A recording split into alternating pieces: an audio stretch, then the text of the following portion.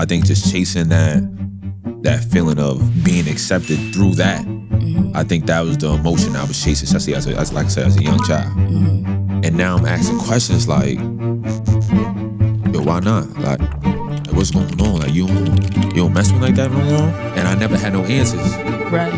So you start coming up with answers yourself. Filling in the blanks. It's like an open wound that keep on getting open. You keep on stabbing it. But you don't realize that as a young age, I'm doing everything to please people besides myself because of my heartbreak, expectations, and letting go. It's about to be a one right here, yeah.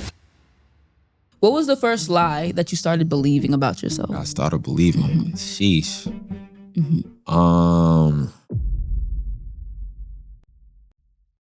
You're now watching Depth.IRL with Abani, aka Von God. If you're here for real conversations and honest perspectives, make sure you like and subscribe. I'm committed to bringing you the highest quality content every time. Thank you for being here. Now let's get into it. Welcome to Depth.IRL. I'm your host, Avani, aka Von God, and this is a space for real conversations, honest perspectives, and the stories that shape who we become. Today's guest is someone whose life has been shaped by change, loss, resilience, and the decisions to remain authentic in a world that constantly pressures people to be someone who they're not.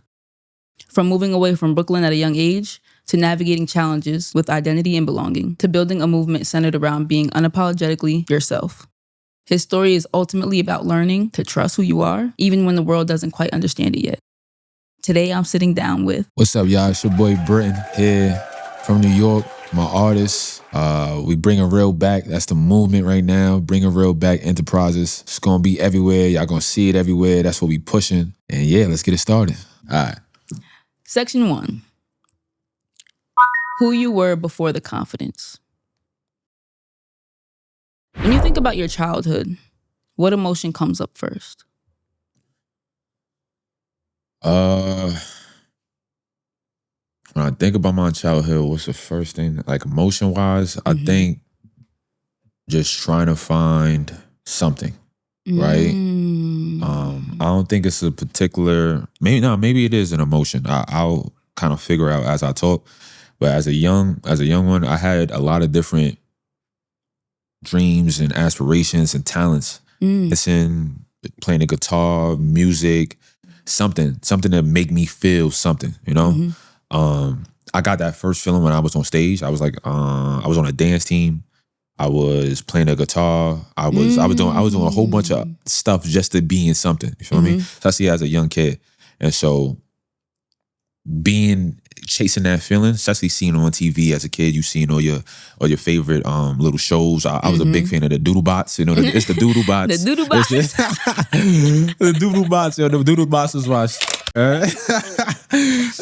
the Doodle Bots was my the orange dude with the drums. You feel me? Like, you remember that? Yeah. So I'm dead. I like growing up. I was like, yo, I could see myself doing that. I could see myself being on stage and playing an instrument, or just somebody listening to some of my music or something like that. So I always wanted to be in that aspect of the world since a very, very young age. And so I think just chasing that feeling of being accepted through that, I think that was the emotion I was chasing, especially as like I said, as a young child. Okay. What kind of kid were you when nobody was watching? When nobody was watching, and I was the dancing in the mirror, run around, drawers and socks, sliding, getting into mess I'm not supposed to be in. People telling me don't touch that, and I'm like, I gotta find out why. You feel me? I was definitely like, you asked my parents, you asked my family, I was definitely the bad kid. I was definitely. They tell me, yo, don't do that. Curious, I'm like, I'm very curious. I'm like, yo, why not? You know, I was big on why, and in the Black community, why is like it's forbidden. A slap on the wrist. So like, because I said so. I used to hate that answer. Like, because I said so. Like, what you mean? Not like also who real. You, but like. That's mad real. You feel like I was definitely a very curious child. Like, I didn't understand. I thought they was hating. I thought they was like, yo, you just blocking me from fun. Like, grandma used to tell me, don't go down the block. I'm like, what's down the block? You don't want this. You don't want me to see what's going on. And then you realize as you get older, it's dangerous down the block. It's something that you're not supposed to get into as a young child. So I was one of those. I was that definitely that curious child, like sneaking away and trying to see what's going on. And you feel me? Like, Yeah. so yeah, I was definitely one of those. I got my mom used to tell me a story. This when I was like 3 when I first started walking. He was at a group event. It was like my dad and a group of guys, and they was talking. And then she put me down for like 5-10 seconds, looked away, came back. I wasn't there. Come to find out, I'm in the middle of the group of the circle, looking at everybody. You feel me? Like, yo, what's going on? Yeah, like, what we talking about? So, like I said, since a young child, I was very curious. I wanted to see what was going on, trying to be in the mix. Like, yo, what's this? You feel me? What this feel like? The grown folk business. Yeah, for sure. They used to tell me like, yo, it's not for you right now. You feel me? So yeah, that's definitely something that I was dealing with as a young child. Okay. What did you need growing up that you weren't getting? What do I need? It depends. Like, so when I was, this before the Brooklyn move, right? So this before me moving out here, I would say I just needed guidance. I needed answers. I needed more than just because I said so. I didn't really understand the world, you know? Especially at a young age, you don't. You're not supposed to, for real. But me, because I'm so curious, because I'm so into things, and I had to be sat down sometimes, like, listen, like, this is why you can't do this. And I never got that. I never got that. So it led me to, like I said, figuring out myself. By myself, you feel me? So it was kind of tough doing it, but at the same time, it shaped me to being who I am today. Because unfortunately, I'm the hard-headed kid. I got to learn by myself and go through it to find out, we can't do that no more. You feel me? So yeah, that was that. Yeah, it helps to know the why behind things, because then you know, okay, I know why I can't do it this way. Right. But it can still be done in a safer way, probably. For sure. Because especially like when you just jump into something, and I'm big on this too, because I do it all the time. But like, you don't know the rules and regulations. You're just going for it. You know, you don't know the out of bounds. You don't know what's wrong, what's right. You just think, oh, I like this feeling, so I'm chasing it. And I think as adults, as kids, we all kind of still do that to this day. Get that feeling and try to chase it. And we don't know what's out of bounds. We don't know what's too much. We don't know what's too less. And so it's definitely a battle that since a young child, I think everybody has gone through. And we just got to slowly accept it a little bit more. Like, hey, there's regions to things. There's different, like I said, out of bounds and inbounds, and how to go about things. And so just learning on the fly, I think it's just a big thing that we gotta all, as a group of people, especially the Black community, I think we just gotta kind of focus on a lot more. You feel me? Because it get nasty sometimes. What was your relationship with your father growing up? All right, so my pops, like, I ain't gonna lie, that man was a superhero to me.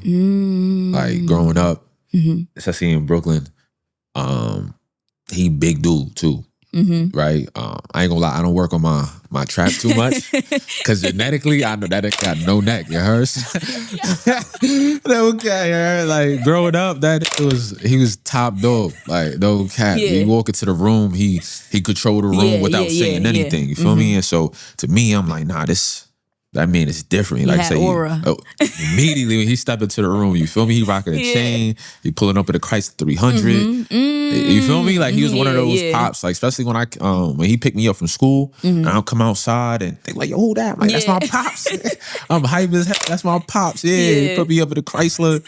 He had Brooklyn attitude on the windowsill. He's one of those. Yeah. Shout out to my pops. He's one of those. You feel me? But he was that guy. He still is that guy. But like, growing up, I'm like, yeah, like, you that man to me. And he spoke straight confidence into me. He made sure, like, you my son, but like, you could be better than me. You could do whatever you want to in life. And so that's why I was in so many things, and I had the confidence to go in there and do that, because I had my mans with me. You feel me? My man's telling me, you got that. Like, I was, bro. Like I said, he was a superhero. I used to, like I said, he was a big dude. So like, I remember, I got like memories of when we chilling in the crib. He got his arm out. Like, our couches was real close. You feel me? He got his arm out. I'm on his arm doing swings and backflips and you feel me? Like, I was just like, yo, this my, you feel me? Like, this my man's. Like, I had a very, very good relationship with him growing up. Until, like I said, until I hit a certain age, in which I ain't, as I grew up, I've realized it wasn't really his fault. It wasn't really my mom's fault. It was just how Things life worked. out. Yeah, for sure. And when we moved upstate, he ain't come with us. So, like I said, that confidence that I had, my man's that he no longer around. And now I'm asking questions like, yo, why not? Like, right. Like, what's going on? Like, you don't mess with me like that no more? Like, so it took a big confidence hit because I started, because he was my fuel for it. Now I don't got that fuel. Now I don't know where it's coming from. I'm in all these things, but it don't really make sense to me no more. So it took a big hit, confidence wise. Like, I'm trying to find myself. Like, damn, like, I used to have somebody who tell me this all the time.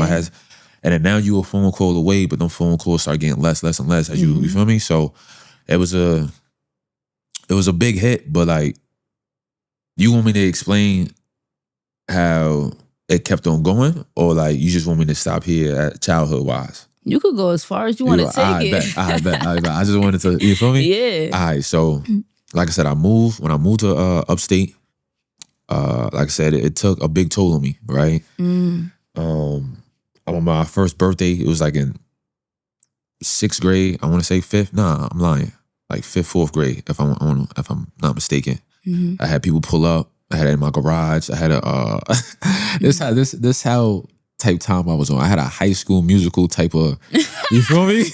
I had a High School Musical. That's when kids were innocent. You man. feel me? I had a High School now Musical they got on type Gucci of birthday. and Louis and shit. All types of shit. I had a basketball cake. My mom did some half pineapple, half regular. I don't know what she. You feel me? Like, you live in luxury. Boy, she did it big for your boy. She was doing it big. Yeah. And my pops pulled up. They're like, yo, that's your pops. I'm like, yeah, like showing love. So like those are the memories that I first kind of came out here with. And the reason I said it is because like nobody really seen him around for real. So when they see him, they're like, oh, he got a pops in his life. Yeah. Right? And so a lot of people, I ain't gonna lie, especially growing up, they don't. They don't got their pops. Like, I ain't gonna lie, my whole group that I mess with don't really got their pops in their life. Yeah. Or they don't even know they pops for real. Yeah. Right? And so now I'm low-key, I feel good about it, but I'm low-key insecure because I got something that y'all don't. You feel me? So I'm not really shedding too much light. I ain't mentioning my pops for real. I ain't saying this, and that. I'm kind of keeping it on a low. Like, yeah, I got one, but I ain't trying to do that to y'all, so I'll keep it on a low, right? And then as time go on, like I said, I'm coming, I'm pulling up on the weekends, and yo, I'm gonna be here for birthdays. That start getting less and less, right? So my mom, especially when my pops come, we cleaning the house, whole house gotta be clean. Her whole house gotta be spotless. We gotta make sure this shit is straight. So we'll clean up the crib, everything going good, boom, boom. He called, yo, I'm not gonna make it this weekend. I'm like, all right. First couple times, I'm like, yo, life happens. It is what it is, right? Yeah. Then it happened to start more frequent. I'm like, man, this thing ain't coming. And then it start happening like, man, I'm not even cleaning. I'm not even, I'm start questioning my mom. Like, yo, what you doing this for? Yeah. And she starts seeing like, oh, snap. Like, the love is starting to dwindle. Yeah. You feel me? And so our relationship started getting separate and separate. Now I'm going, especially at this age, we moved out here when I was 9, 10, right? So 11, 12, 13, those are the years that you kind of forming yourself. You feel me? So when he was not there, learning on the fly. My mom at work. Right. I got an older brother. Everybody telling me I'm little him. Yeah. You feel me? I hate shout out to my brother AB, but little AB was crazy for me. I remember that. Little AB was crazy for me. You feel me? Like, I got a name. Ain't my name unique. Facts. Like, it's right. You feel me? Like, I'm a different breed, but I understand because my brother was that guy. Shout out to my brother. That's how I felt with Sherrod, yo. You feel me? Like, Sherrod's little sister. Yo, they the same age, same grade and all. You feel me? So you know exactly what I'm talking about. That shit used to give me those, right, yo. But I understand it because, like I said, he was that guy. Like, he was in that light. Like the things that I was doing, like the dancing in the middle and enjoying my time and always being in the mix, he was doing that way before I was. On steroids. You feel? Literally on steroids. He was doing way before I did. So like I kind of formed into it too, and he made me feel comfortable doing that. So like I said, shout out to my brother, because after especially my pops was gone, it was a lot of looking up to him. You feel me? I kind of try to replace him, but me and him 5 years apart, right? So our relationship ain't really get tight until we got older, until I reached a certain age. And we can relate a little more. Then he like, oh, I actually mess with you. Other than like, yo, you just little, you just little bro, you be telling on me and shit. You feel me? Like, instead of it being that, now it's like, yo, I fuck with you now. So I looked up to him for a lot of different things. But like I said, that relationship with my pops got less and less. And then with my friends, like I said, it was still hard to kind of bring him up. And then it was a situation like, I started thinking like, I feel like it may be better not to have a pops in my life instead of kind of you popping up and you showing up here and you, because now I'm questioning it. It's like an open wound that keep on getting opened. You keep on stabbing it. You keep on coming around. You feel good for a little. Terms, you feel me? Yeah. You feel good, and then all of a sudden you leave again, and I'm lost in the source. So like, for me, sometimes it was like, yo, y'all kind of in a better situation than I am. Like y'all don't got to deal with it. Y'all, he don't got to come around. Y'all don't got to see him. It's not even a thought. But me, it's like I said, it's back and forth. And I was questioning. You remember that Will Smith scene when he started crying because his pops left? Like, yo, why you don't want me? Like, you feel? I be feeling that. No cap, I felt that. Because it's like, yo, why? I low-key felt like, yo, you choosing money over me. Right. Because don't get me wrong, you still supporting the crib. Mom's still good. Like, we got a roof over our head. I'm getting sneakers and shit. Yeah. Still good, but I don't got you. Right. And I never had no answers. Right.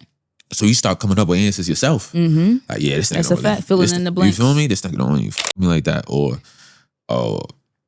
he only want to talk to me because he want to talk to mom.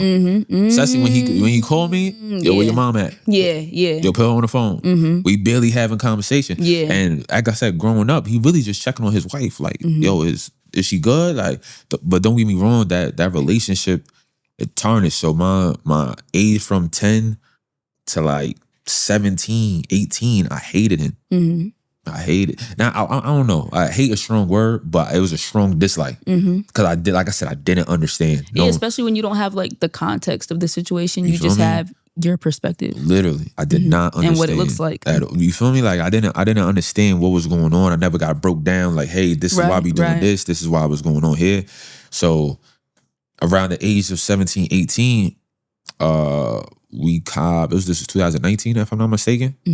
We copped the crib. And when we copped the crib, he moved back up. So now he's no longer in Brooklyn. We upstate now. And our relationship was very toxic. Just because my little version of myself still feels some type of way. And my pops, I ain't gonna lie, anybody that know my pops for real, been around him, he don't be sunning people, but he be sunning niggas. You feel me? Like he's one of those guys like, yeah, man, like, especially because I'm his son, like, yeah, you got that from me. And I'm like, yo, bro, like, especially at that time, I'm like, yo, bro, like, you wasn't even here for you. Like, what you mean I got this from you? And so we was arguing in the crib constantly. Like, we was always going back and forth. And it really was on my part because I'm on some, every time you talk, I don't really want to hear it. Right. Like it's kind of like let's address this first. You feel me? It's kind of too late to try to mold me and think it's too late for that. But that was just my young mind thinking like, yo, like he ain't coming from a good place. Like he ain't coming from out of love. And so it was a constant battle, right? Then I left.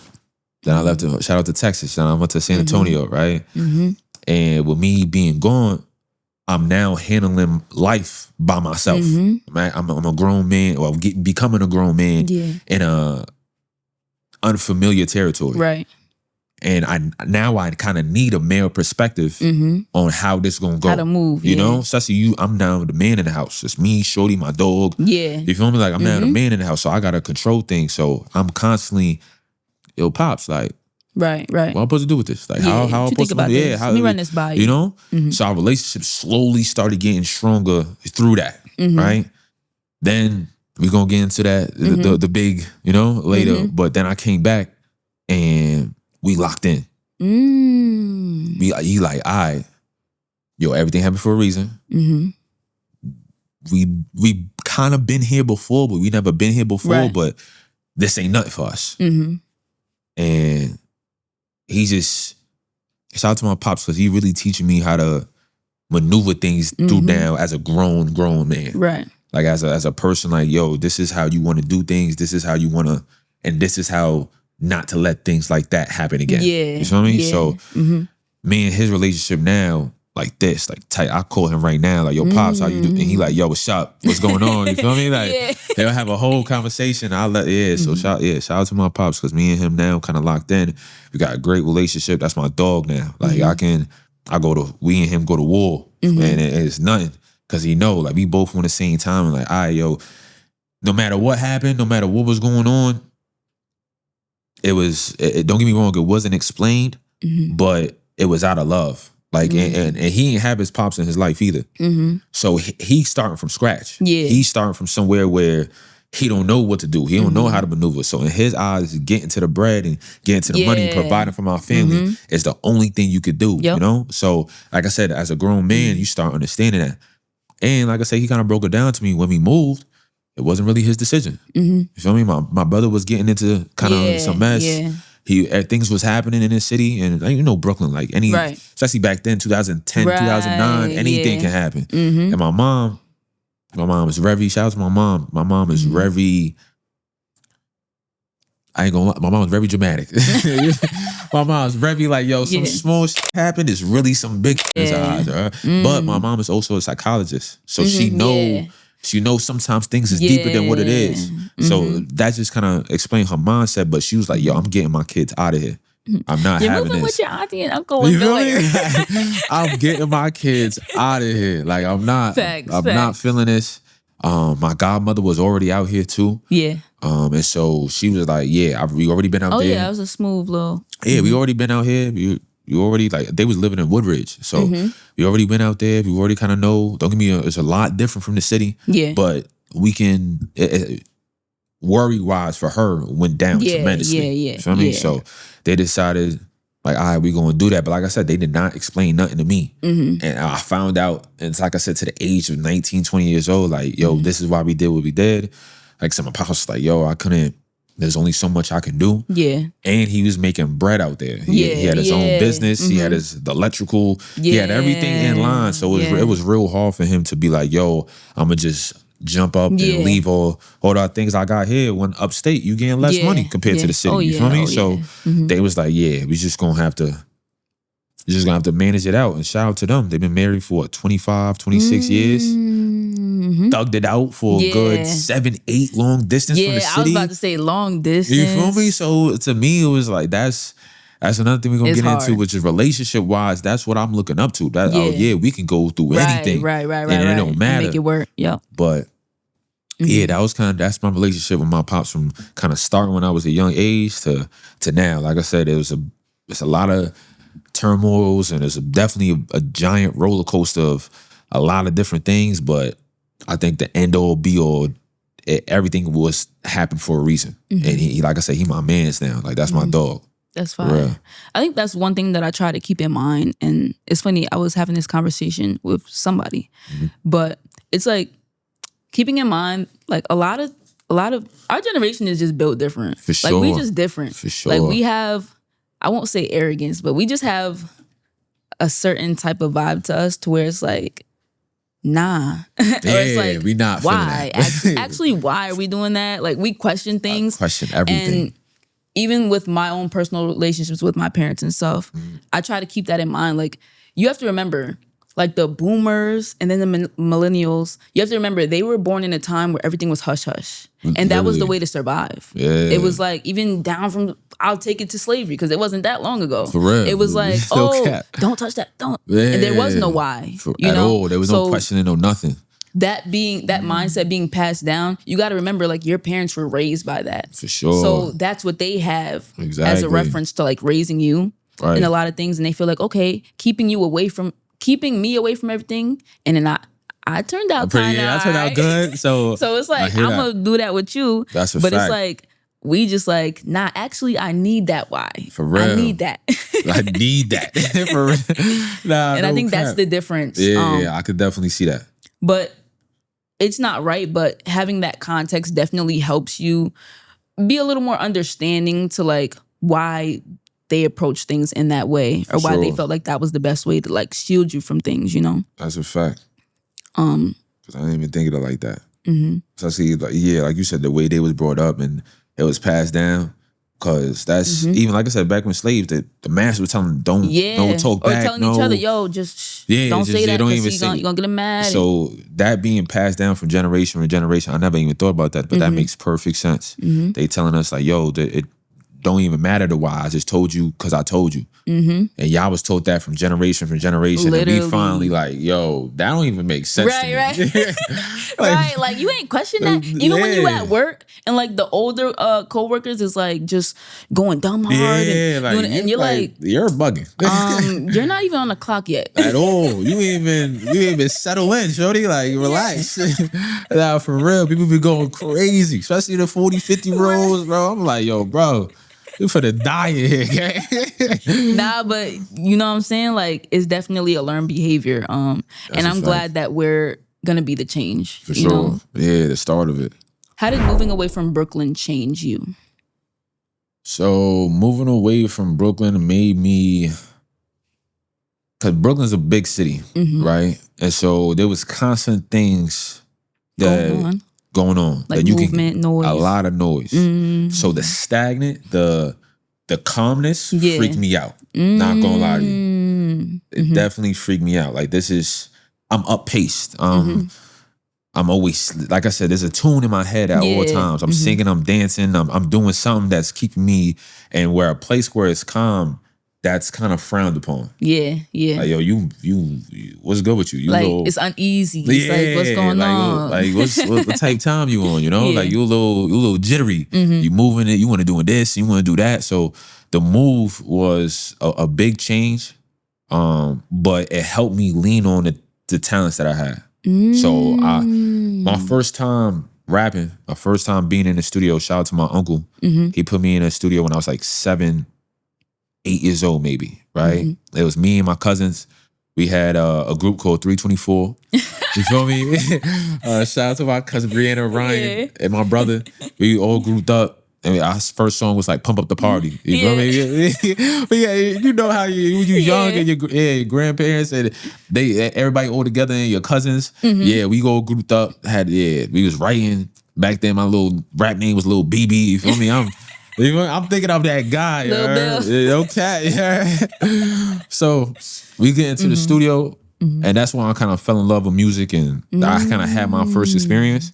But going into moving upstate and moving out of Brooklyn, I was like, yo, I don't really know my belonging here.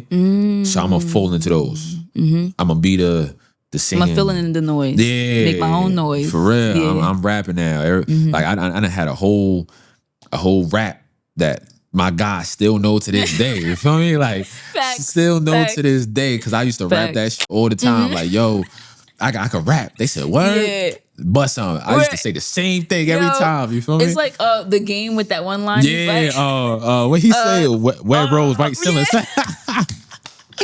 Red rose, white ceiling. Red rose, white ceiling. For real, yo. For real. I had one of those where everybody knew. Everybody knew my shit. Everybody knew. Like, yeah, that's... You feel me? And everybody started reciting my shit. Sooner or later, I ain't had to rap it myself. Everybody was like, everybody could rap it for me. You feel me? So yeah, that was, like I said, I leaned into my talents. I was the singing, dancing, funny guy. I was just trying to fill in the holes. Because I know and I ain't gonna lie, I struggle with this to this day, the quiet, the silence bothered me. And like I said, I still do to this day. Like, on my way here, like a solid car ride is kind of little, kind of bug me a little bit. So I'm throwing on the old school jams. And you feel me? I'm feeling it. So yeah, silence kind of weirded me out throughout that transition. So I went into those. But like I said, mindset wise, because it's a new space and because it's a new area, because I'm around new people, I'm very timid about it a little bit. Mm-hmm. Like, yeah, I want to do this, and yeah, this is what I do, but I don't know how y'all gonna accept this. So I'm a tread gently. I'm gonna do it here and there. I'm gonna have my time where I'm gonna feel like, oh, let me fill in the hole here. But other than that, I'm not gonna try to do too much. And then as that time went on, some people liked it, some people didn't. Yeah. You feel me? So it was definitely a struggle moving. Like I said, just off a new slate, off of being around new town, new different people, trying to find your acceptance, not trying to be the class clown or nothing like that, but at the same time, just be something you feel good about, you know? And so, yeah, that was a big struggle for me, but I slowly found my way. Like I said, I led into those things. And as time went on, I kind of stuck with those things. So did you feel like you belonged after you moved? Nah. Honestly, I ain't gonna cap. I still don't feel like I belong, for real. Like, I'm always on a different beat. I'm always beating to a different drum. Like I said, I literally hear like a tune in my head every day. Like I'm constantly moving. I might have a little ADHD. You feel me? Like I'm constantly on go. I'm constantly thinking like, yo, how can I make my family better? How can I progress? How can I do something different? How can I elevate in life? You feel me? Word. But even back then, don't get me wrong, those thoughts wasn't exactly what they thoughts is now. But it was always on some, yo, how can I get this feeling of acceptance? How can I feel like what I'm doing is good? How can I be a part of something, be a part of a team? How can I show myself a little bit more where I feel like this group of people like me? And it was a lot of trying to find my group and trying to find my acceptance of where I was, you know, especially when you out there and you the black kid. But I ain't gonna lie, I ain't no street. I ain't no person that's like run around, no gangbanging. You feel me? And so when you a black kid, they kind of suspect that out of you. They suspect a little grit and a little. I'm low key the opposite. I'm very emotional. You feel me? I like I said, I'm singing, dancing. I'm not. You feel me? So they trying to see like, yo, like you claim you from Brooklyn. Like what's really going on though? Like what type of person you really are? So you know, they try to test it. It's a lot of testing your gangster. It's a lot of that. So it was hard for me to manage. So like I said, I'm not that guy. I'm not that guy. I'm not gonna go out my way to violate you. I'm not gonna like I come out of love. I've grown from love. Shout out to my grandmother, but she built me in a church. Then that's what I know. That's what I grew up on. So I move out of love. I don't try to violate nobody. I don't go on my way to do anything. So when people did it to me, I kind of took it a little personal. Yeah. Cause I'm like, I would never. I would never do that to you. So why you even bring that energy over here? But as you get older, you realize like, yo, people gonna say whatever, do whatever. You feel me? That kind of come with the game. But it took me for a toll because, like I said, I was grown up and raised a totally different way. And nothing, like I said, is really explained to you.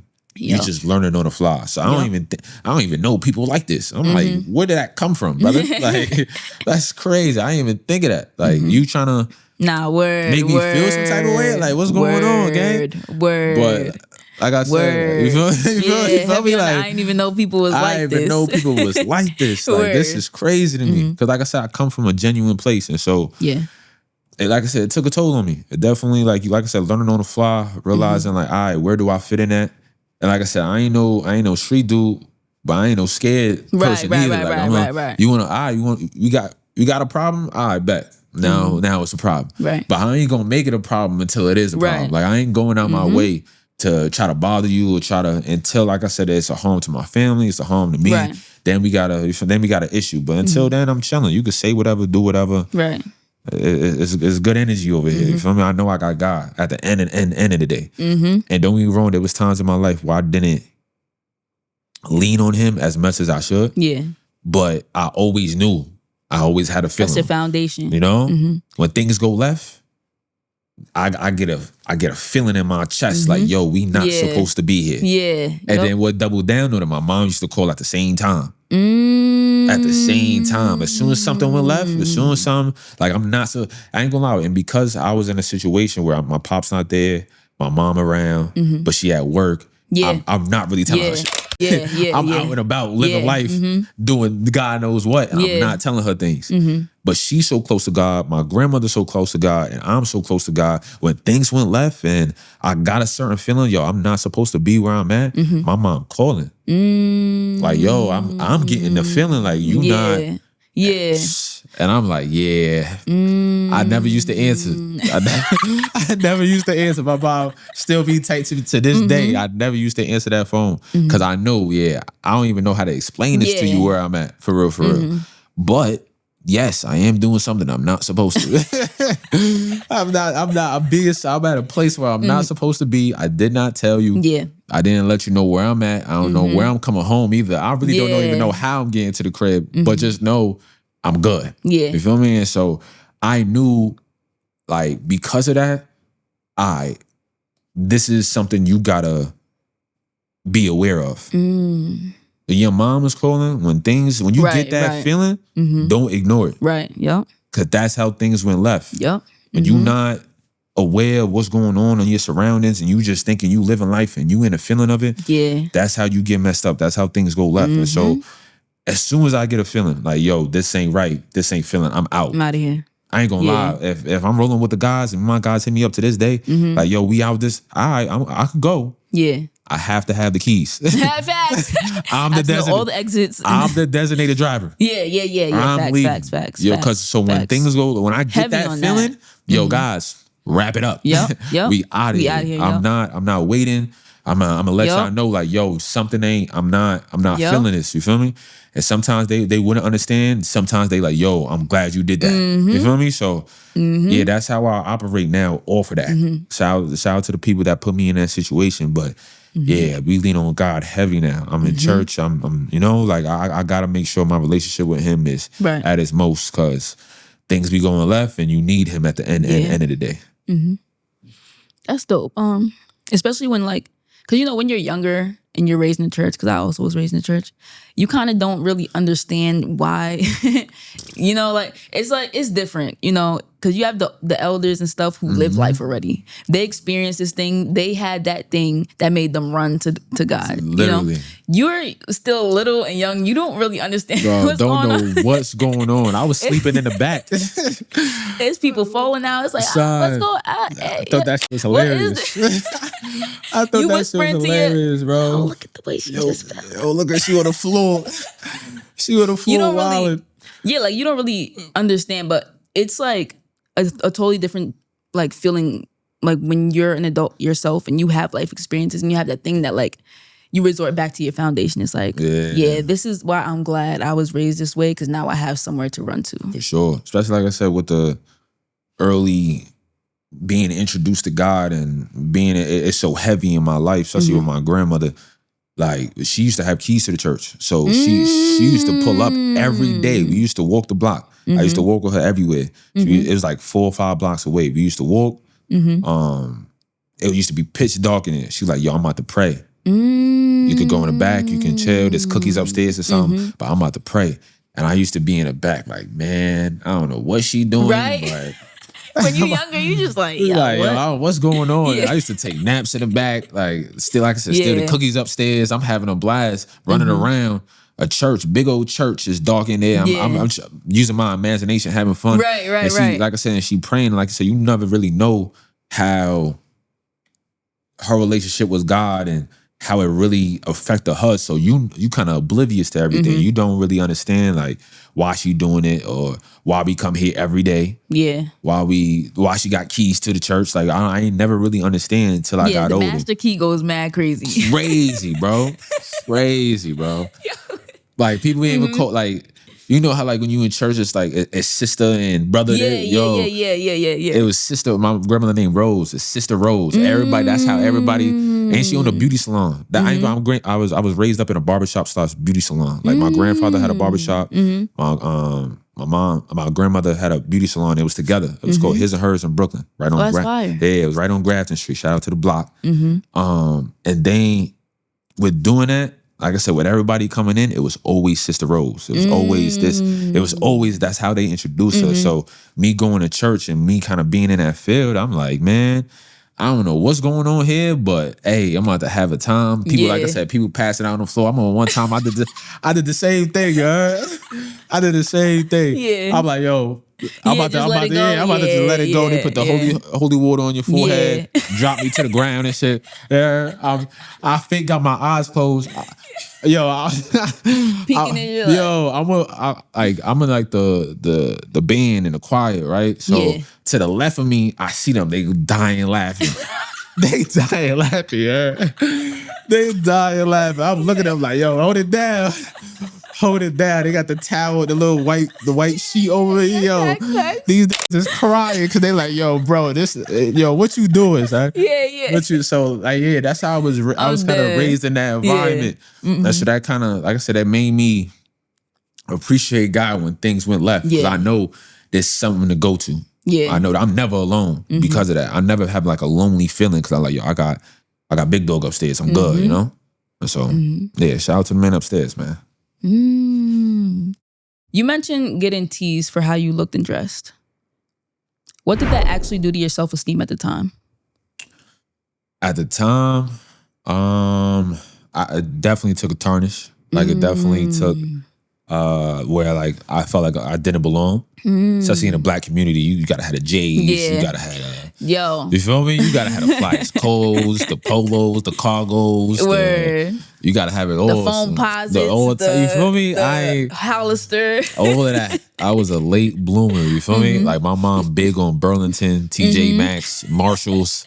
I had shoes for Marshalls at one time. Yeah, you know what I mean? Like Mom blessed me with Marshall shoes, and she thought she was doing her thing. Nah, facts. Mom big on color coordination and putting everything together. Long as the shirt and the shoes match, that's all that matters. So she thought she was on to something. I thought she was on to something too. You know, I ain't gonna lie. I thought she was on to something too. Like when she did that, I'm like, all right, I can't even be mad at it because you trying. You feel me? You trying to put things together.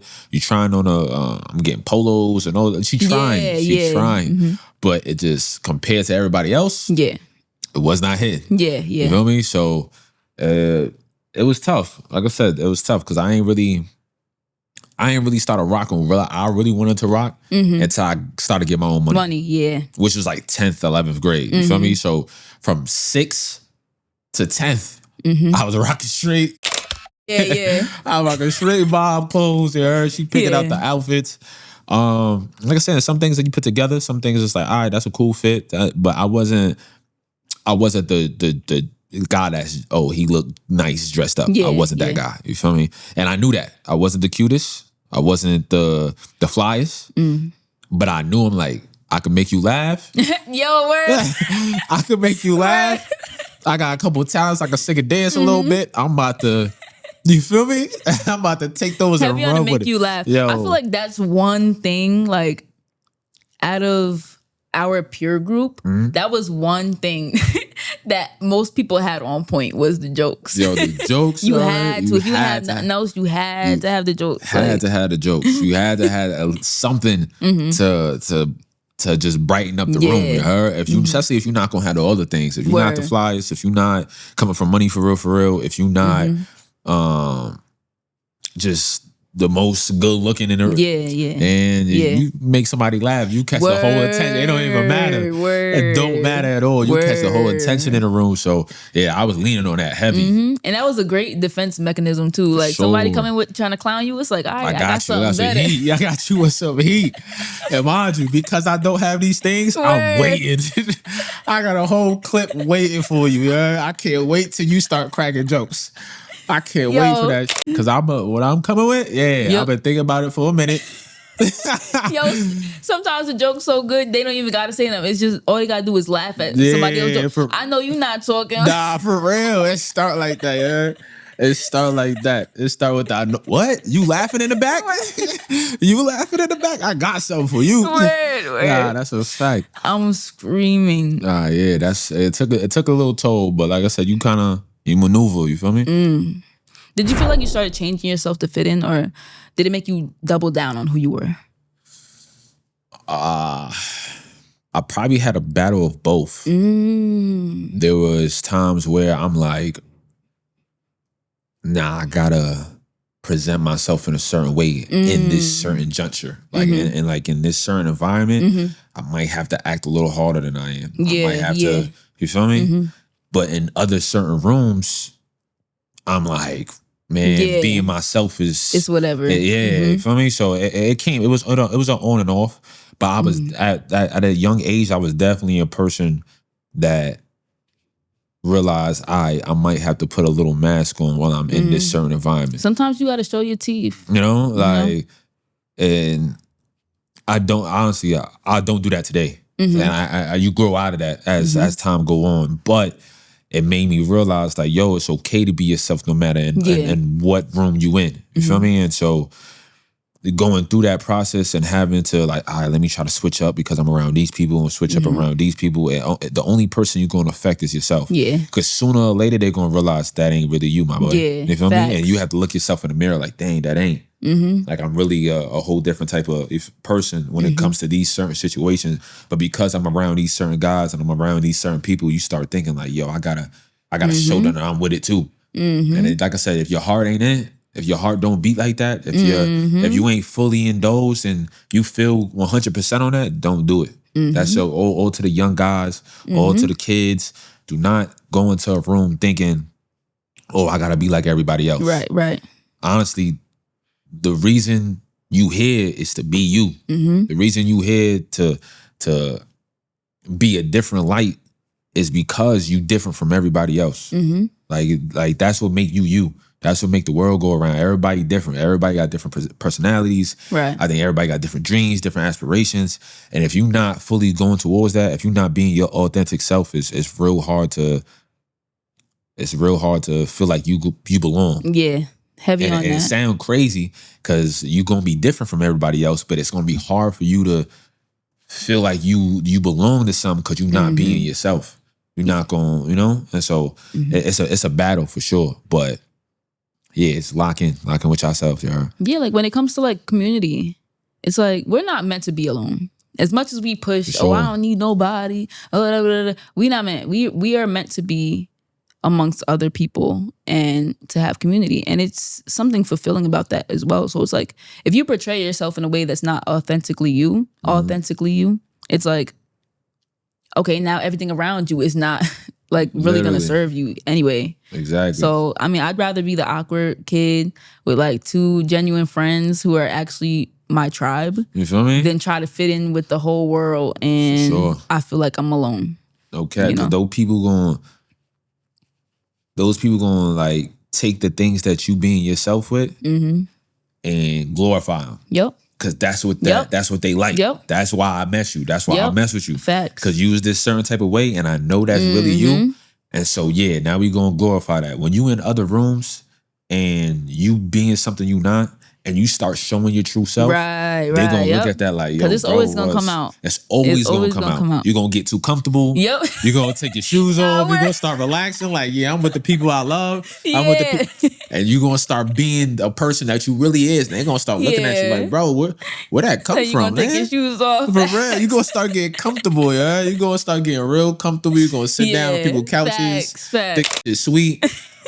And they like, man, I didn't even know you was like that. Yeah. Man. You a goofy? Right. So yeah, like I said, it's a battle to go through. But I think as time go on, you gonna realize that's the best way to go. Right. Okay. Was there a moment you realized other people's opinions were controlling your life? Yes. For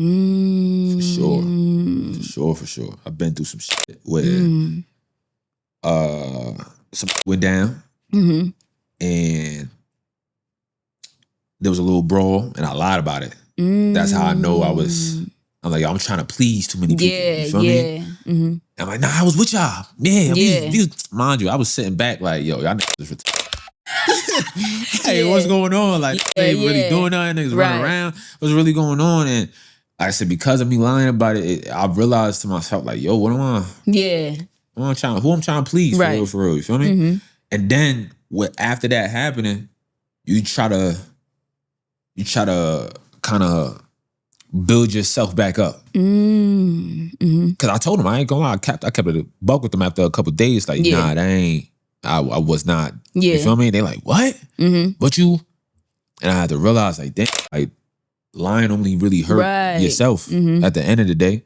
Like, you trying to please everybody. Yeah. And you lying to the people that really mess with you. Yeah. They taking that as disrespect now. They taking that as like you ain't have to do that. Right. Like, it's us. Like, these are guys. But you don't realize that as a young age. Yeah. And you trying to, like I said, be something you not. You trying to be down and like, yo, you feel me? So once I realized, like, damn, I'm trying to please somebody. Like, I'm doing everything to please people besides myself. You feel me? I'm doing everything to make people feel good beside me. Yeah. And so once you realize that and you go through those situations, it's a little easier to kind of handle, because it's like, yo, if you be your authentic self, so be it.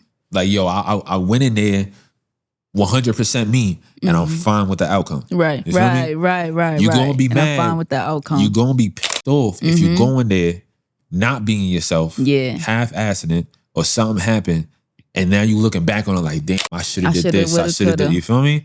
So it's like I had to go through those, but I had to go through those moments. I had to go through certain situations to realize, like, all right, I ain't even living for myself anymore. I'm out here trying to please everybody, and I think that also come from acceptance. And because of my father and my situation, I had some abandonment issues. I didn't want to be left alone. Yeah. So in order for you to stay, I'm putting on the show. Yeah. You feel me? I'm putting on a gesture. I'm putting on, I'm trying to make sure everybody that, he cool, da-da-da, boom, boom. Yeah. Because I don't want y'all to leave. I got a strong little part of myself, like, damn, I've been around these people for a long time, so I don't want them to go, or I don't want them to feel some type of way about me, so I'm going to do what you want. I'm going to try to make sure you feel straight, even though that tarnishes me. Yeah. You feel me? Oh, don't. Ooh. You feel me? Even though that tarnishes me. Right? Word. And I'm big on, like, especially growing up,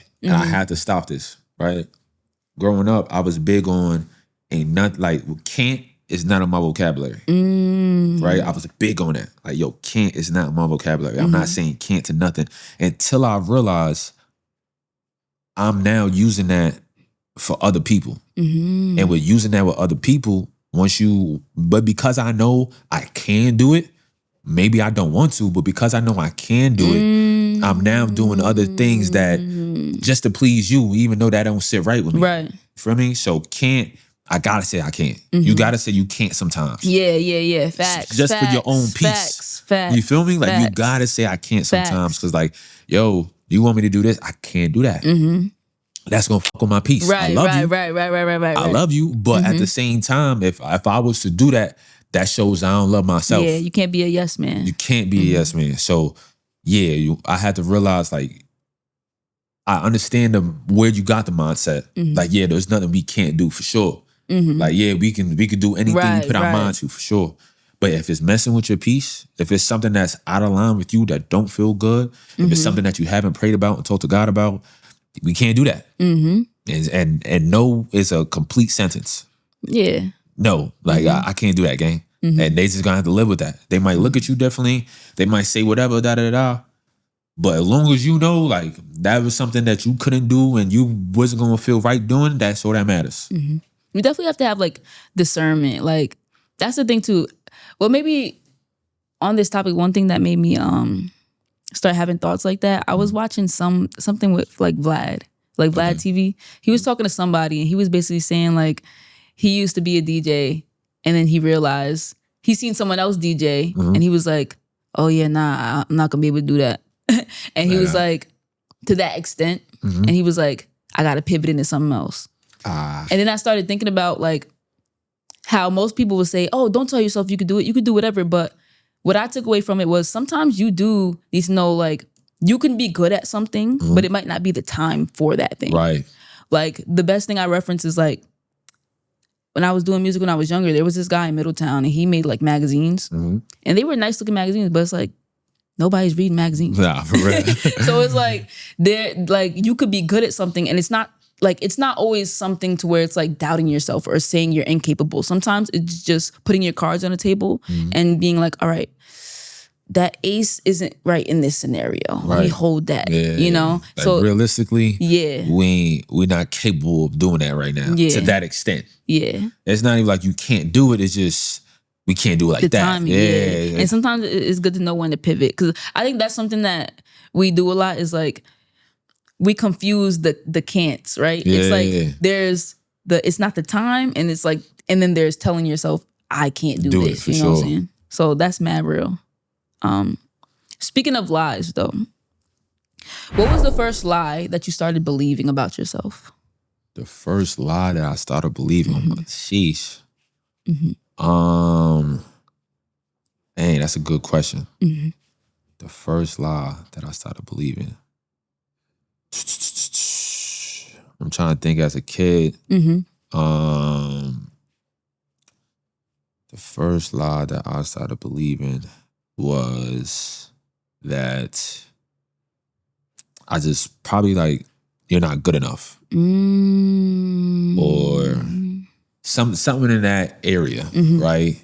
Where you, such like I said, growing up, I had a lot of different talents. You feel me? And not being the cutest, not being the flyest, not being, you get told, yo, you ain't that guy. Like, you not really it. You feel me? But all those materialistic things don't make you who you are. Right. So I think just the belief, and it's crazy because it's probably not, it haven't never been like really said to me. It was probably something I made up of all these different things happening. So like that person made a joke, this person made a joke, and now in my head I'm telling the lie myself, like, yo, you're not good enough. Yeah. So it wasn't probably something somebody told to me, but something I made up of different things happening. Like, yo, you're not good enough for this. So you're not this, and that. And with that being the first lie, it tunneled down into a whole bunch of other things as well. But like I said, once you realize like those things is not the things that really matter, it's really just your energy and what you come with and how you present yourself. It obviously that lie kind of disappears, but that was the first lie that I ever like, yeah, like I'm not good enough to maybe be in this room. I'm not good enough to hold this conversation. I'm not, like, my education ain't enough. Do you feel me? Like you start, especially you growing, you feel me? You start growing up, you see in different crowds, like, you got the smart class over here. You got the cool kids over here. Yeah. You got the skateboarders. Yeah. You start looking around like, damn, do I fit in any of these? Right. And then, like I said, that lie start coming in your head. Maybe I'm not good enough for any of these groups. Mind you, I could probably step in any one of these groups and have a blast. And be lit, yeah. And be lit. But me telling myself, like, I don't know. Like, none of them is completely me. Right, so because it's not completely me, I don't feel enough. You feel me? I probably got like little specks of all of these. Yeah. Like, I'm a cool kid. I could also be in a math class. I'm an athlete. You feel me? I got a little piece of all y'all, but at the same time, because it's only a little piece, I feel like I don't belong. So I think that's the first lie I ever kind of introduced and put in my head, like, because of that certain scenario, I felt a little outcast. I felt like I don't really belong. I'm not really enough to be in those crowds. But that is okay. I realized that, like, not being enough for them is okay. But you're enough. Whatever you do, that's enough. Whatever God supply you with, that's enough. But that was the first little lie that kind of brought up in my head when I was kind of going through what I was going through. That's so real. Yo, that was my whole experience moving to Ellerville. Like, trying to find that group that you fit in with and not finding that. I was literally that kid. Like, I sat at all the lunch tables. All of them. Hear that. This one for 10 minutes, that one for the other 5. For real. Maybe this one a little more today. It'd be like that. That's a fact. But that's what makes us though. You feel me? Like, because you realize there's certain people like that. Like, there's certain people that could go into any type of crowd, any type of room and not fit in, but blending. You feel me? Yeah. But because we so different, we always gonna stick out no matter what. No matter what, like a sore thumb. We still part of the hand. We still part of the hand, but we a sore thumb, you heard? We know, like, yo, they know, like, that nigga a little different, but he here. Yeah. And he fitting in. He not gonna mess up what's going on, but we could definitely tell he a little different. Like I said, because I knew I was a little different, I joined everything. Yeah. People ask me, like, yo, I remember the other day, my man, he asked me, like, yo, you don't got a yearbook? I'm like, nah, I don't got a yearbook. I ain't gonna lie. Like, I ain't get one. He was like, yo, bro, you all over that shit. Dead. I'm like, word? He was like, yeah, bro. You in every club. Every club. Every team, bro. You all over that shit, bro. Why don't you have one? I'm like, bro, I ain't even know. In my head, I'm living my truth. Like, especially when I hit a certain age and a certain grade, I'm like, I'm in everything. I really lived High School Musical, bro. I was in motherfucking basketball. Yeah. And then I was in drama class. I didn't tell my guys I was in drama. I ain't even let them know, like, yo, I'm doing this. Yeah. You feel me? And then one day they put up to a drama class. They in the back of the auditorium. I'm like, it was the guys? Oh. I'm weak. I'm in a whole different element. You feel me? Y'all never even seen this side of me. I'm in a whole different element. And so once I realized, like, yo, like, I could step into these certain rooms and still be myself, and it was a lot easier to handle. It's a lot easier to kind of go through life. Because, like, don't get me wrong, I am different from y'all. Y'all not gonna do drama. Y'all not gonna be in the drama club and the dance club and step and a step team. And you feel me? Y'all not gonna do that. I hear that. Y'all not gonna do that. But guess what? When I'm in these rooms, I'm the man. I'm doing my thing. They know, like, oh yeah, he doing it. You feel me? So it didn't even, as time went on, it didn't even matter. For real. Oh, that's fire. Okay. Section 2. The war between acceptance and authenticity. Why do you think so many people struggle to be themselves? It's a trend. It's a trend not being yourself. You feel me? Especially with the social media we have today, and Instagram and Facebook. And once you see something, once you see the guys, I'm gonna say there's guys and girls, you feel me? Men and women. Once you see the guys with the Lambos and the Rolexes and the Flyers, Samiris, and the shoes, and then you see the girls hopping on jets and hopping on flights with their man. Right. A whole bunch of other stuff. You feel me? And they showing off and they showing this highlight. Yeah. Everybody want to do that now. Facts. Everybody want to be that trend because they think that's what it is. And that like button, that's what they trying to slowly take away the likes and shit like that. I realize they trying to do that. But that like button and facts. You feel me? Once you see them likes and like, oh, that's it? They getting love off this? Oh yeah, watch me pop my shit now. Watch me do the same thing. And then again. this economy goes mad crazy. This economy is nasty work. Nasty work. You try to keep up an image. You trying to keep this. Oh, I'm the flyest and this image up. You struggling. Yo, it's not okay to. I ain't gonna lie. It's a bad work right now to be a pop dude and not having it together in this economy. You feel me? And trying to fit in and trying to put on this image like you got it, it ain't gonna do nothing but hurt you. Word. Cause these people they gonna think that you got it, and then now you gotta perform. You putting on an image, now you gotta perform when you out and about. Now you gotta upkeep that. You feel me? Now you gotta upkeep and see what's going on, and you gotta move like that. And if you really don't got it, it's really gonna show. Word. So that's why, the just being real and being your authentic self is always going to be the solution at the end of the day. When did authenticity become more important than approval to you? When did I want to say like 11th, 12th grade, right? So me going through the basketball and the drama and, like I said, all these teams and clubs that I'm in, every time I step into one of these rooms, I'm getting glorified. They show me love. Right. Feel me? But when you go back to the regular people, you not getting that certain love. You're not getting that type of energy. You feel me? And so I'm like, I'm being myself everywhere else. Right. in any room I'm stepping, I'm being my authentic self, right? And then I'm coming around y'all, and I'm not. And it's crickets. You know, I'm dumbing myself down a little bit. I'm not really showing those sides. Yo, word.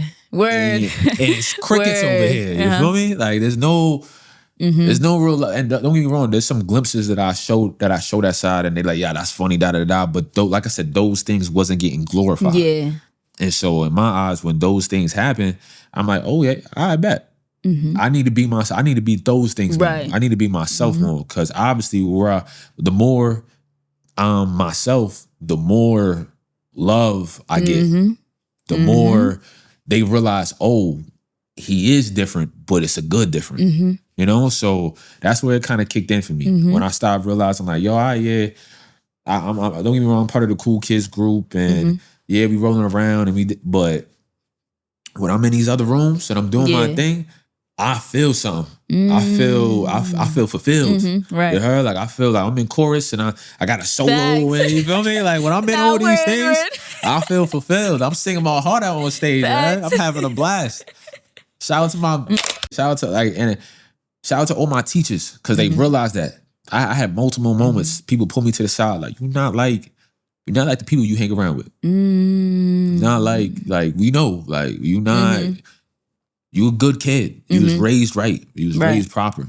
You was right, and they see that. They see that as time goes on. And so people used to pull me to the side, like, yo, keep doing your thing. Don't be no follower, be a leader. Right. Keep doing your thing. That's one of my biggest kind of pushes in today's world. Just, yo, lead. Yeah. Lead. And my pops used to tell me this all the time. And I didn't really get the message until as I got older, of course, but just be a leader, not a follower. He used to tell me that all the time. Be a leader, not a follower. Facts. It's okay to be the outcast and not be and going on what everybody else is going on, you know? So doing that and stepping into those rooms and leading and being my full authentic self. Facts. Like, yo, I don't even care what y'all think. I'm about to have a blast while doing this. And either y'all gonna love it or I'm not even gonna care what's going on other than that. But like I said, me doing those things, I shined. I shined. Like my first little play, it was Little Shop of Horrors. You feel me? No cap. Yeah, I was the plant. I'm dead. I was like, no cap. I was the voice of the plant. I'm screaming. I was the voice of the plant. They didn't even see me, yeah. I was in the back. I was the voice of the plant. You feel me? Screaming. I was the voice of the plant. That's how I got it. Shout out to Miss Magnetico. That was the teacher, right? She needed a deep voice for the play. Mind you, I didn't even think of going into drama before this. You feel me? She asked my chorus teacher, shout out to Miss Barber. Miss Barber. Yeah, shout out to Miss Barber. She asked my chorus teacher, she was like, yeah, Brent got a low voice. They probably love that. They both put me to the side. It was like, listen, we understand you and other things, boom, boom, boom, but we really think that you would, one, kill this role, and two, have a good time doing it, right?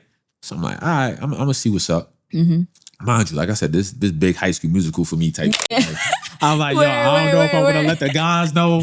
I was trying to sneak off basketball practice after. I had to let my coach know, like, listen. I got something before this. He's like, what you win? I'm like, don't even worry about it, gang. Just know I got something before this. I might be a little late to practice, but I'm going to be here. He's like, all right.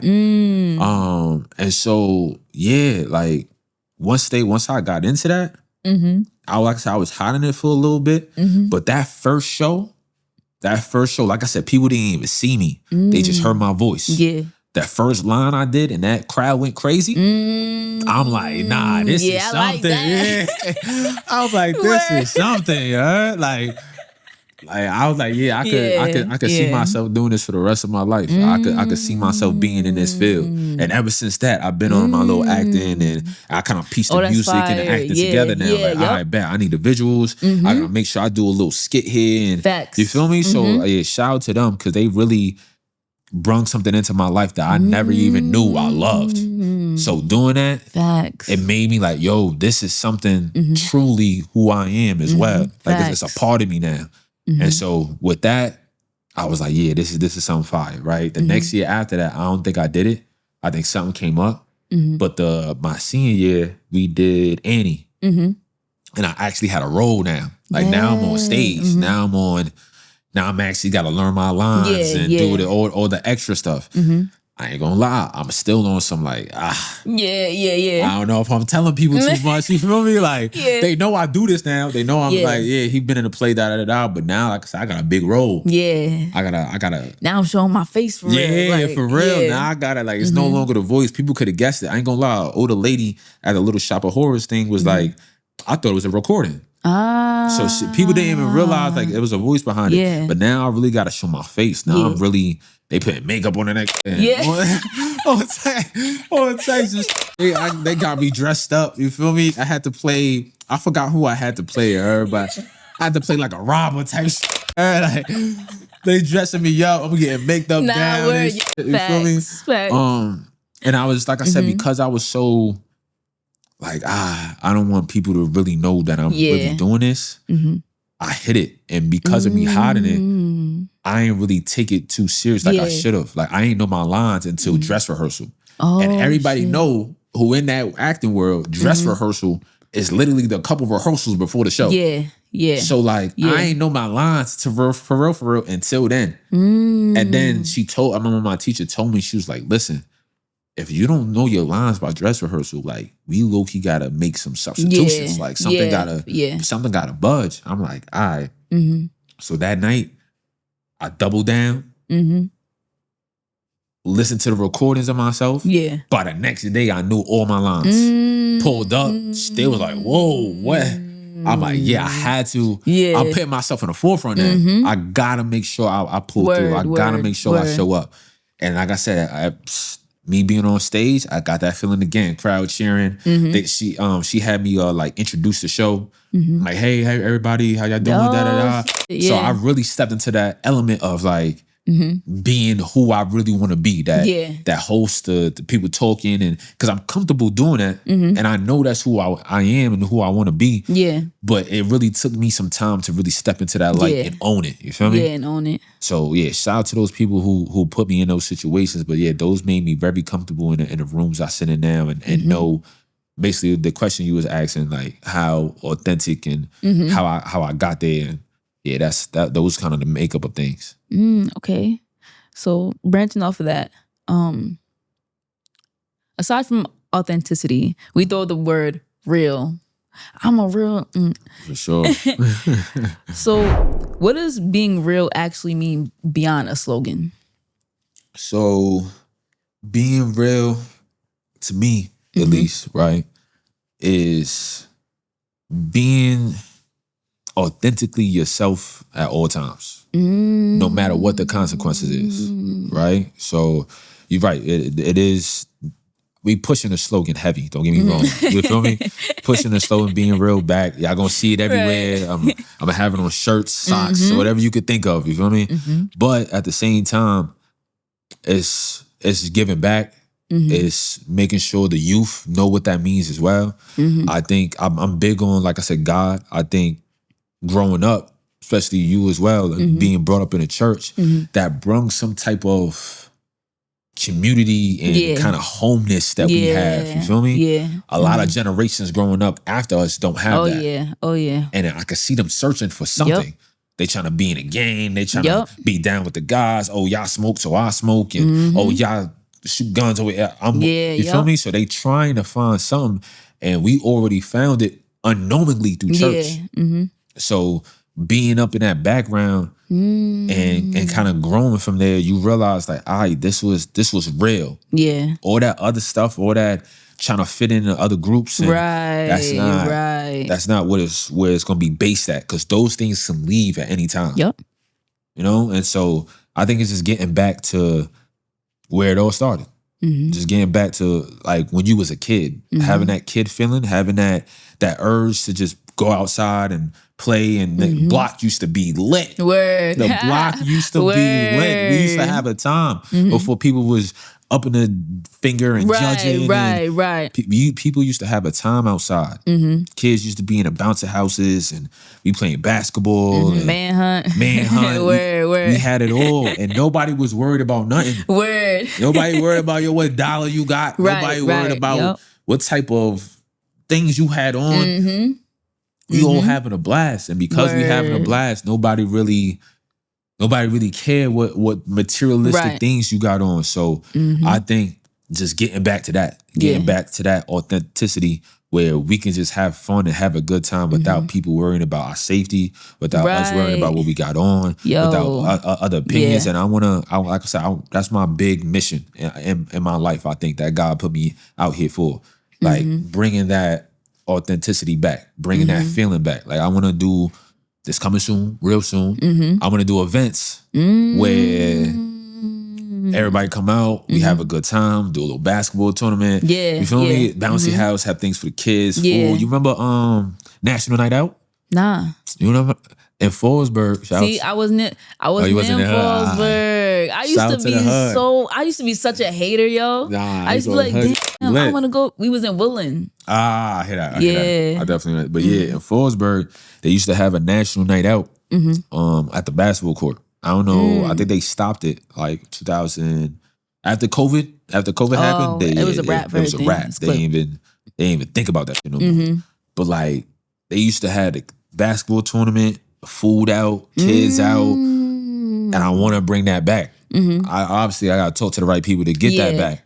But we was having a time doing that. You feel me? Nobody came worried about no fights, no nothing. Nothing like that. People from out of town. Everybody used to pull up just to have a good time. And I'm trying to bring that back. I'm trying to bring that feeling back. I'm trying to bring that environment back. Don't get me wrong, we're going to have to start small. We're going to have to do little barbecues here and there. But sooner or later, we're going to be hosting big events. People is definitely going to pop out. I feel like a lot of people are seeking that community. For sure. You know what I'm saying? And I know. And because nobody just got the initiative. So I'm like, you know what? Because I want to be a part of something already. Facts. That I'm working on and I'm already pushing that through myself. Let me be the person to share it as well and make sure the community and make sure the youth know what's going on. Like, yo, this is what we pushing and I want to spread it too. This is not just in New York. This is Cali, Miami, all across the world. If we can start doing that, of course, like I said, we got to start small, but if we can just bring that energy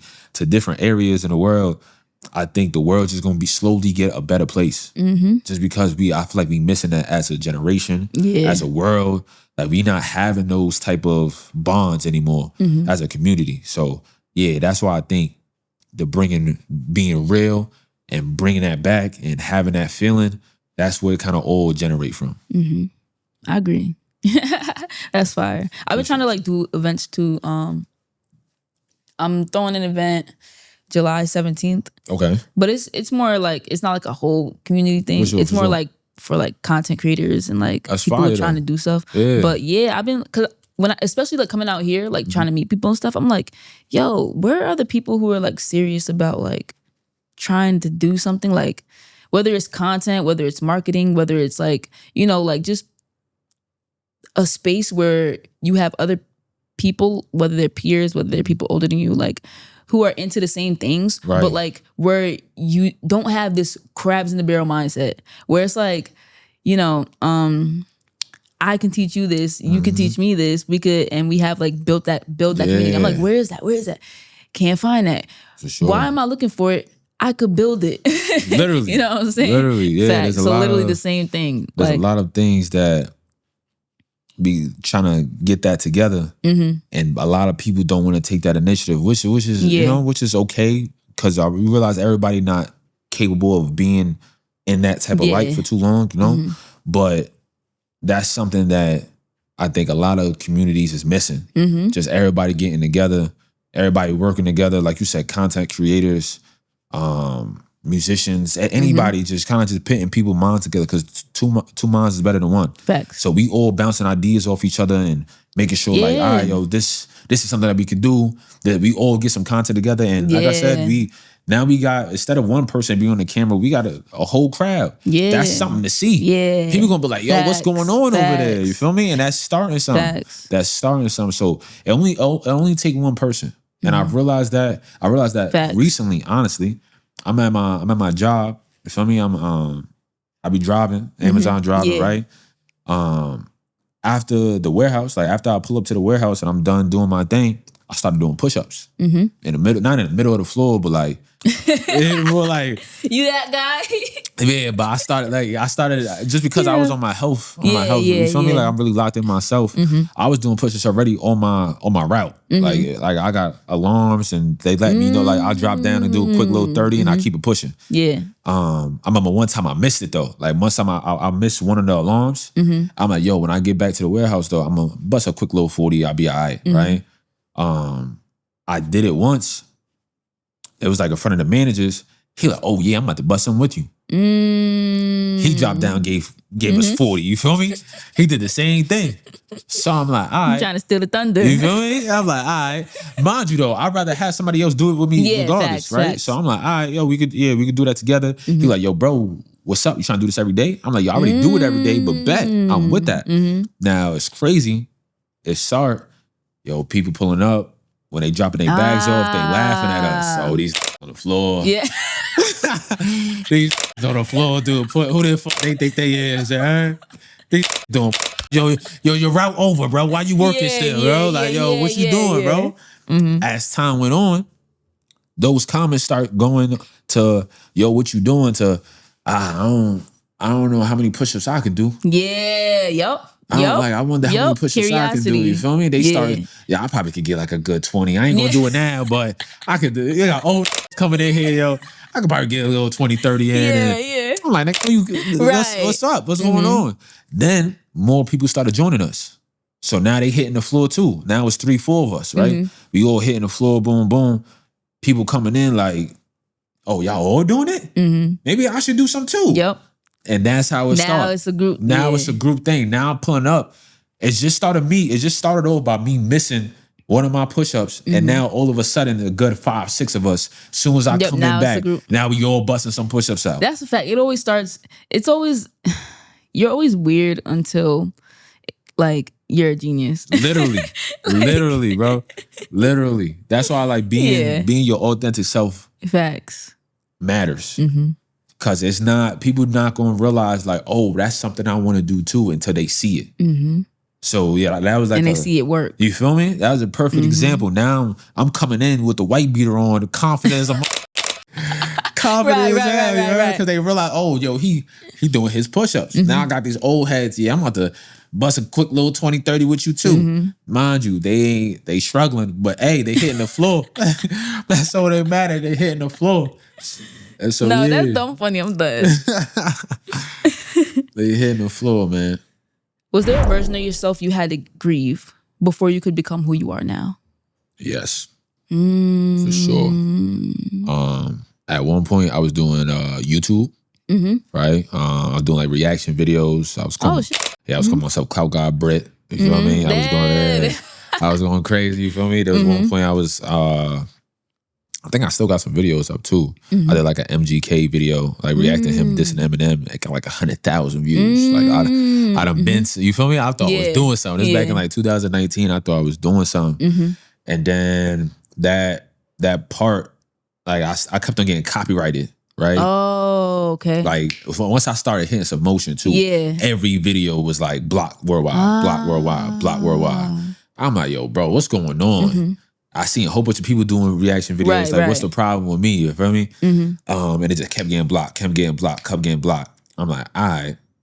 And so that part of me, that outgoing, yo, I'm saying whatever, I'm the way I was reacting, like I low key killed that nigga. I low key had to get rid of him. And I didn't do it on purpose. It was just on some growing up, like, I'm not that person for real no more. You feel me? I'm like, don't get me wrong. I still love to have a good time, and I still love to be that reactive type of person. But it was on some like, we not that no more. Yeah, like it's more tamed. Like I said, we still outgoing, we still having a blast, but we just grown now. You feel me? And so I had to kind of kill that version. I ain't gonna lie, I've been through a lot of, what's the word? Like the butterfly effect. I've been a lot of, when I cocooned and birthed a new version of myself. Like I had to do that a couple times between the little kid version of me, where I took everything literal. Yeah. I was taking a whole bunch of things serious. Yeah. And I was wearing my heart on my sleeve. And you feel me? Like I had to get that version out of me, because that version was hurt too easily. So then I became a person to lash out now. Now I'm willing to fight anybody. What you trying to do? What's up? I had to kill that version of myself as well, because I realized that's gonna get me into trouble. Yeah. Feel me? So I'm like, yo, I gotta shed that. And so then I went out to Texas. That was a whole nother version of myself. You feel me? Then I came back. I had to be a whole, you feel me? So I probably had to go through that numerous. Shed skins a lot. Yeah, numerous of times to adjust, to realize like what we just been through, we can't have that happen no more. Right. If it does, we have to now position ourselves to be okay with it and to manage it. Because those situations I threw myself into and didn't have a plan, like a set plan at all. Yeah. And there was times where I did. And because of it, especially in relationships, I built myself a wall. And that kind of tarnished my relationship until I was ready. And then after I was ready, it was too late. You feel me? You think you got a backup plan. You think you got this wall build up. Yeah. And like, nah, just in case. Yeah. Just in case some shit go left. Yeah. I'm going to make sure I got this. And I'm not going to be my authentic, fully self yet. Because I know some shit could go left. And then as soon as you drop that wall, as soon as you like, nah, I'm about to give Shorty my all. And I'm about to, some shit be going left. Yeah. And then like, this is why I didn't do it in the first place. But you got to learn, like, if you don't come in with that, that's the problem in the first place. Exactly. Yeah, the outcome. So like when we get into, I know we're going to get into that sooner or later, but I take a full accountability of certain situations, because I know going into it, I had this wall build up. Yeah. I wasn't moving properly. I was doing things that you're not supposed to do. You feel me? And so as time go on, that affects your partner. Yeah. And with that affecting your partner, now she's a total different person as time go on as well. And you start blaming yourself, you start blaming her, you start going through a whole different route. And that's what's tough about especially long relationships, because you shedding skin and they shedding skin. And then y'all becoming different people in this cohesively. You feel me? Like I've probably been in multiple relationships in that one relationship. Yeah. No cap. I was in multiple relationships in that one relationship. We was changing numerous times on each other. You feel me? And so you got to make sure, like, with you shedding that, you got to make sure like you coming correct. But that's mad real. Yeah, I had to. That's what I'm saying. Once I took a real step back and realized like how things went down and how my life going and things like that, is when I don't take my full authentic step forward, that's when things go left. That's when things don't work out for me. So this kind of point in my life is where I gotta make sure I'm fully comfortable of taking that full authentic self. Yeah. You feel me? If I'm not comfortable doing it, it's not gonna happen. And so we learn it, but it's definitely a learning process. You feel me? That's mad real. Definitely a learning process. You already steps light years ahead of most people, because at least you take the accountability and you do the reflecting, because most people still in that. It's all her fault.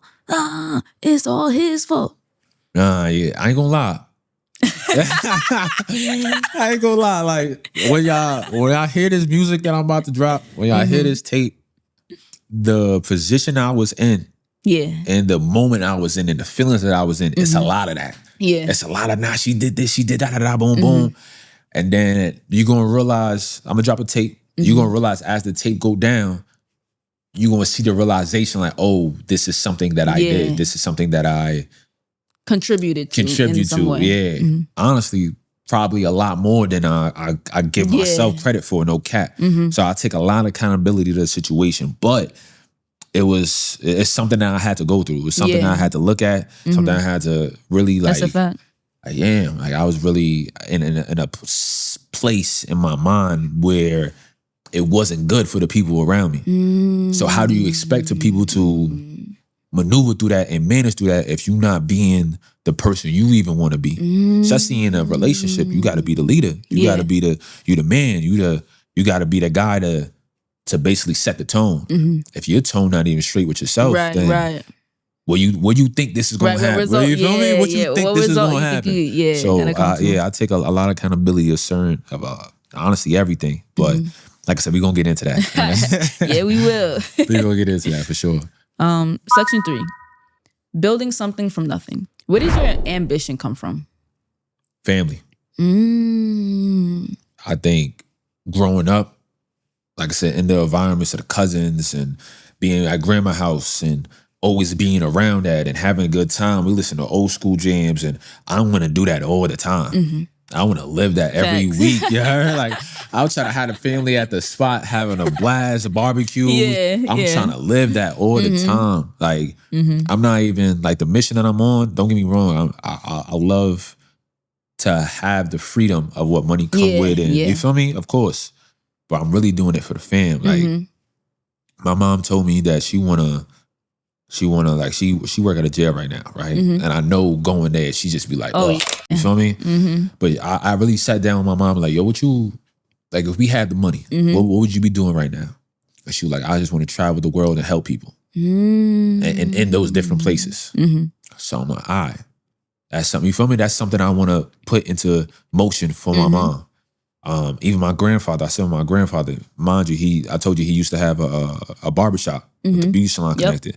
He want to start chains of it now. He want to have multiple barbershops in multiple locations. So I'm like, I got to do that. You feel me? My pops really just, he could stay home all day and chill. You heard? He's one of those guys. You heard? But even with him, I just want him to just live life, travel the world, like bask in your glory, you know? Right. So yeah, I'm doing it for my family. Like everything results back to my family. I put a lot of pressure on myself because I want to do things for my family. I don't know what happened. I don't know when it happened. I don't know how it happened. But God put something in me like, yo, bro, like, not only is you the person to do it, but I'm putting you in a position to do it. I felt that. You feel me? Not only I'm gonna put the vision in your head, but I'm about to put you in a position to really put on for your family like you really want to. And so I think a lot of people catch that feeling, and sometimes it's very detrimental sometimes to the mind. Not gonna lie, it's a lot of pressure that you feel me? Deteriorating yourself, like I gotta be here. I got to. You feel me? And it definitely is. You still gotta rest. You still gotta take care of yourself. You still gotta eat, drink water. For sure. Yeah. It definitely take a toll on you. But I feel like anybody who ever get that feeling at all, run with it. Because God didn't put that in your head for no reason. You feel me? I don't think nothing is for no reason. If he get in your thoughts in your head that you got these certain visions that you want to do and how you want to do it, the reason is because you're that guy. And then when you think about like how much you survived, like how many things could have went the other way. You feel me? Hypothetically. No cap. And it's like, nah, okay, I'm here for a reason. Like got to be. Got to be. Like when that phrase, like I get my hardest what's it? I give my hardest like plan basically to my hardest soldiers. Like I put them through. Oh yeah, I'm not your strongest soldier. You feel me? Don't give me everything. I put y'all through a lot because I know y'all gonna have one you can handle it, and two I won't y'all give you anything you can't bear. You gonna have to like in certain situations you gonna have to be that and do that. So I'm gonna put you through this now. So when that time comes, you ready. Especially it's gonna be a on a bigger scale. Way bigger scale. Facts. We dealing with the world now. Now we in our own world. We just dealing with our community. Facts. Talking little junk and little haters here and there. Imagine when you're in the spotlight and the whole world got something to say about. The whole world got something to say about you. We got to prepare you now. We got to let you know them comments don't matter. The people's opinions don't matter. You got to do this right now because by the time you get there, I need you built. I need thick skin. The thickest, sir. I need you. I need you to be able to get in certain situations and be like, yo, no matter what's gonna happen, I'm gonna be all right because I've been here before. So that's why this looks or to recognize certain patterns before they even progress into something crazy. It's like, oh, you see the red flags. I bet I seen this before. I'm not even gonna play around with it. You feel me? I'm not even gonna play around with this. So like, he gonna put us in situations where we not gonna You know, we gonna learn. It might be tough for us learning, but at the same time, once we in a situation, we like, damn, this is why I went through what I went through. Yep. You feel me? So, yeah. What was the question? Oh shit, you answered it. I know I did. Where does your ambition come from? You told me family. My family. All right, then you elaborated. All right, bet. Is it inspiration, survival, or proving something? Is it inspiration, survival, or proving something? I think it might be all three. It might be all three. It might be inspiration for one, me. Like the more and more I do, the more and more I inspire myself to do more. And it also inspiration as like I want to inspire the youth. I want to inspire the youth to be your authentic self and be in a situation where you can do that at a bigger scale and pour into that, right?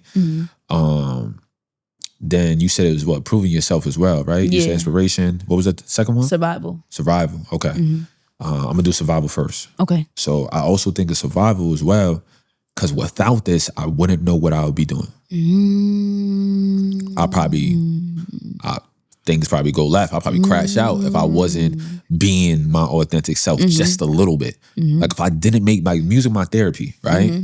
I go in a booth and I spill my heart out. If I didn't have that, I don't know where I would be doing it at. Yeah. I got a lot of pain. Like what other outlets? You know, I got a lot of pain built up. I don't know where I would be able to push that out if I didn't have the things that I love doing. You know, so survival wise, that's how surviving. This is how I'm gonna get it. This is how I'm gonna get it done. And what was the third thing? Proving something. Proving something. Now, this is probably the biggest thing for me out of all three, because I'm not only proving something to the people around me, but I'm more proving to myself and to God, right?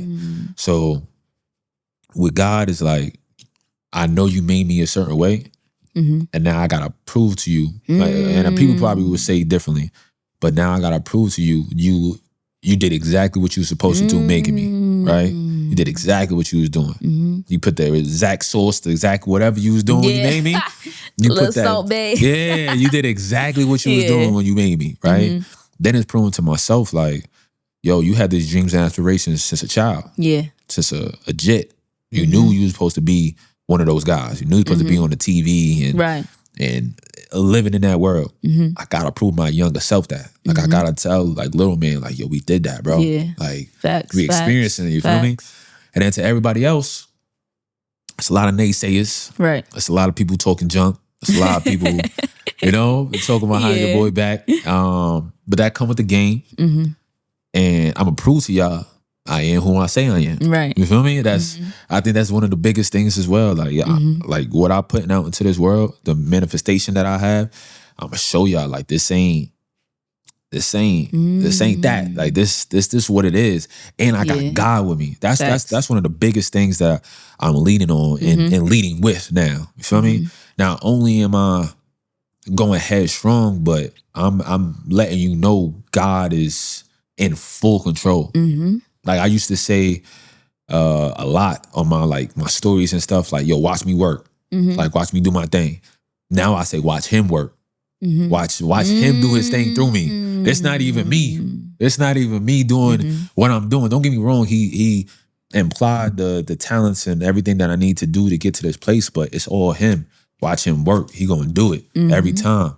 So yeah, that's how I feel about those three things right there. Okay. What made you start bringing real back? It's crazy. I made the slogan, right? I made the slogan when I was out there in Texas, actually. And I was just talking to my people, and I knew I wanted, because my initials is BRB. Right? And I ain't gonna tell everybody my government, right? I ain't gonna tell everybody my government, but my initials is BRB, right? And I knew, you feel me? I was trying to put the pieces together. I'm like, how I want, one, to be me and through me, and two, how can I just piece everything together, right? And so I'm like, yo, what can I do with my initials that represents me? And so I started creating a couple different things up. Be right back. You feel me? I know the joke's gonna come. I know the joke's gonna come. You heard? I know the bringing right. Yeah, I know the joke's gonna come. So I'm like, yo, bringing real back. That's something. Nah, that's fire. that's something people could get real behind. You feel me? And so I'm like, all right, when I get back, because I ain't gonna lie, before even me and Shorty, everything went left. Yeah. Our plan was always to come back to New York. It was always to be back near family, and we both from here, so we was always on some. This is the spot that we need to be at. So I automatically was like, yo, when I get back, I'm gonna get this LLC. I'm gonna make sure everything is in line. I'm gonna get a slogan for it, and I'm gonna start pushing that shit heavy, going crazy with it. I'm still in the process of everything, but we pushing it. We pushing it hard. So that's where just the concept came up of the name and everything like that. I'm like, yo, I need something that one connects me, and two is gonna be a great slogan and something to push in front of the people that they gonna understand. It's like, all right, this is it's not some phony or nah. Like I'm not trying to be something or not. Like we bringing real back. I think everybody can get behind that. And so with being there, like I said, y'all gonna see the flyers, like bringing real back events, bringing real back barbecues. Like we gonna be doing it all, you know. And with that as well, I wanna. Because my one of my biggest goals is, like I said, one, to help the youth, but to put them in the rooms that they not comfortable in yet, but what they want to be in. So like me doing music, right? I want to be in a situation where Bringing Real Back is also a label. So we sign PO. We all working together, right? Or YouTubers. Yo, we all facts. You feel me? So it's gonna be it's more than just a slogan. It's gonna be a whole umbrella of people working together and people chained up and people all just being in one accord and realizing like, yo, if we push this narrative and we work as a team, that we can go places that we never even thought of. And I realized it gotta start with me though. Like, I gotta be the person. Now I gotta be like, oh, I'm the just, you feel me? But like, I'm capable. I'm capable of being the one to set that up. So I'm doing everything in my power to, one, push that slogan, and two, push it to the youth to make sure they elevate. And it's not, like I said, it's not gonna end with me. Like I'm just the start of it. I'm just a piece of those things that I want to do: the music and the YouTube and the gaming. And sooner or later, we're gonna have whole teams and whole events. You remember? I know you're gonna start dying over this.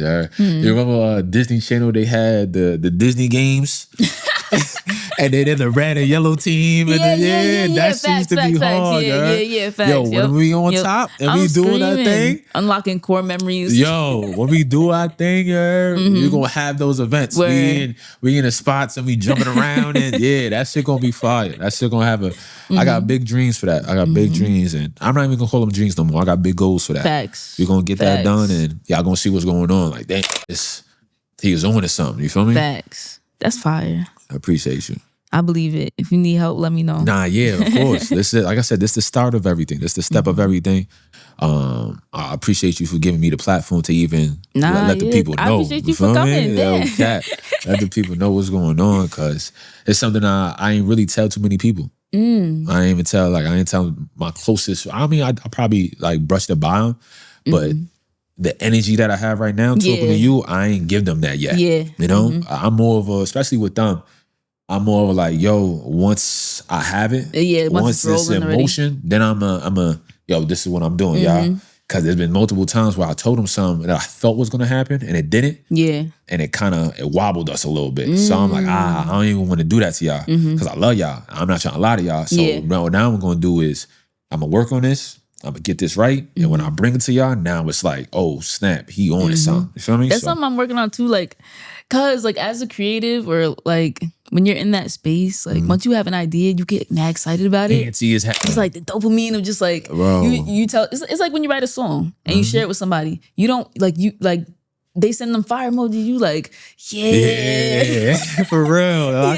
It just like elevates you from like here to here. So I totally get that. But it's tough because like those thoughts, it's like, and I put a lot of things in analogies, but those thoughts is like an energy ball, right? And you molded something. You created this energy ball, and then with you giving it to somebody, with you giving them the idea you just gave, they can either do two things. Yeah. They can add more energy to it, or they can kill the flame. Flame. Yeah. And to me, that's a 50-50 chance I can't take.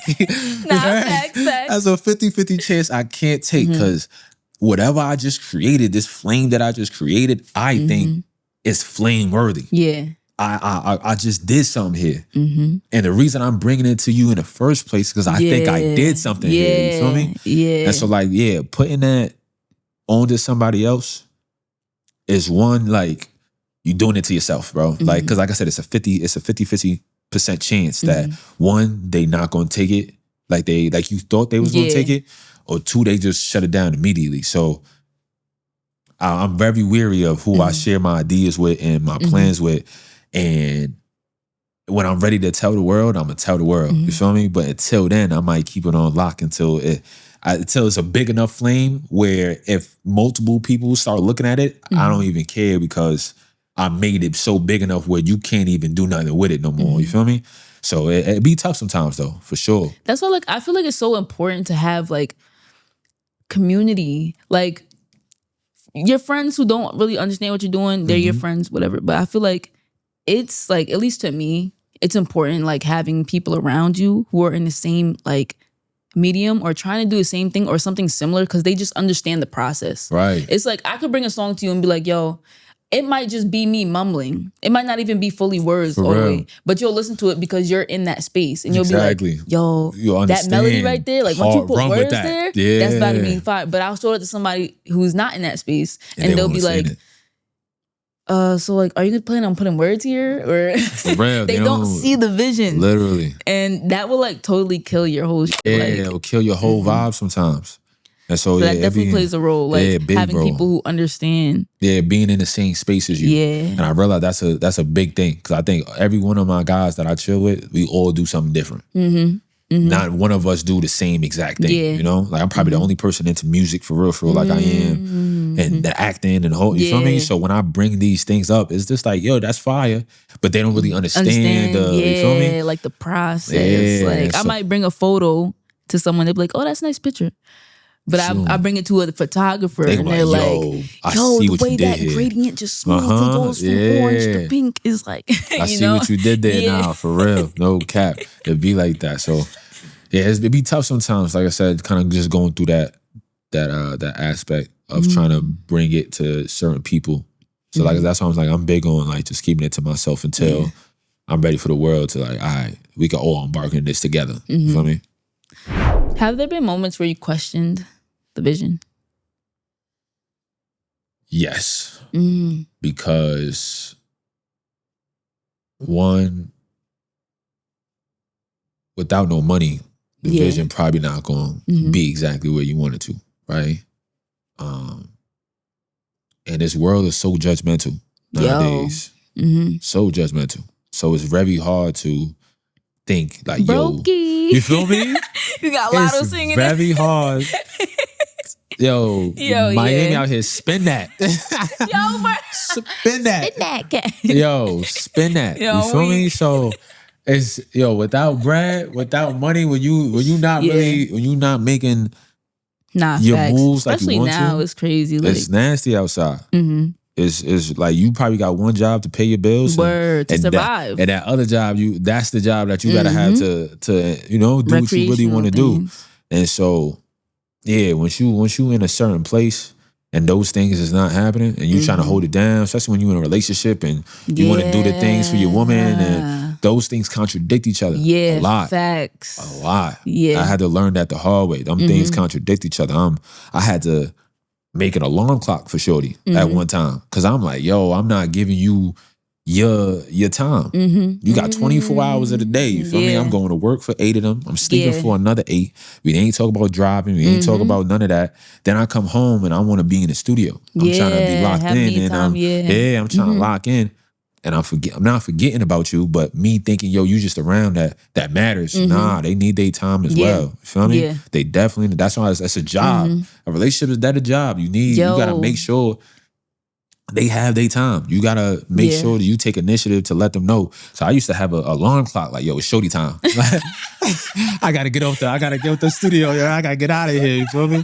No cat, I had to. Because at one point, because you letting me know, like, yo, this ain't it. That. You feel me? So I'm like, I hear you. So that's why my next situation that I do get into, I'm very well prepared because one, I know it is a job, and two, I'm probably not going to be in a relationship for a long time because I know even when I was in one, I don't got time for one.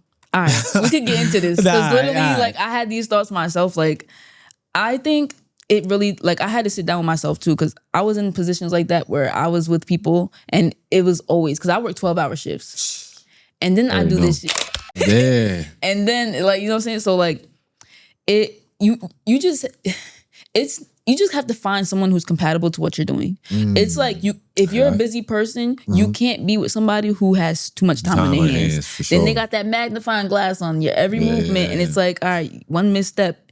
But you kind of got to find somebody who's like in a similar space to you, who like does something around, like something that complements what you do. Right. Because that's the hard part. Like, you have to find something to where, like, when you have your me time, that can be quality time. So I hear that. You know what I'm saying? Someone who could sit in the studio with you and just be chilling, and that counts as quality time, not work. Yeah. You know, you could be editing something and then like parallel play too. That's why, like, something big for me was like finding somebody who has hobbies and has things that they do also. So like that time where I'm editing on the couch, you can be doing something too, and that's quality time. It's not like, because then it's a constant battle of like, I want to fulfill you, but I also don't want to do that and feel like I'm not fulfilling myself. Yeah, or I'm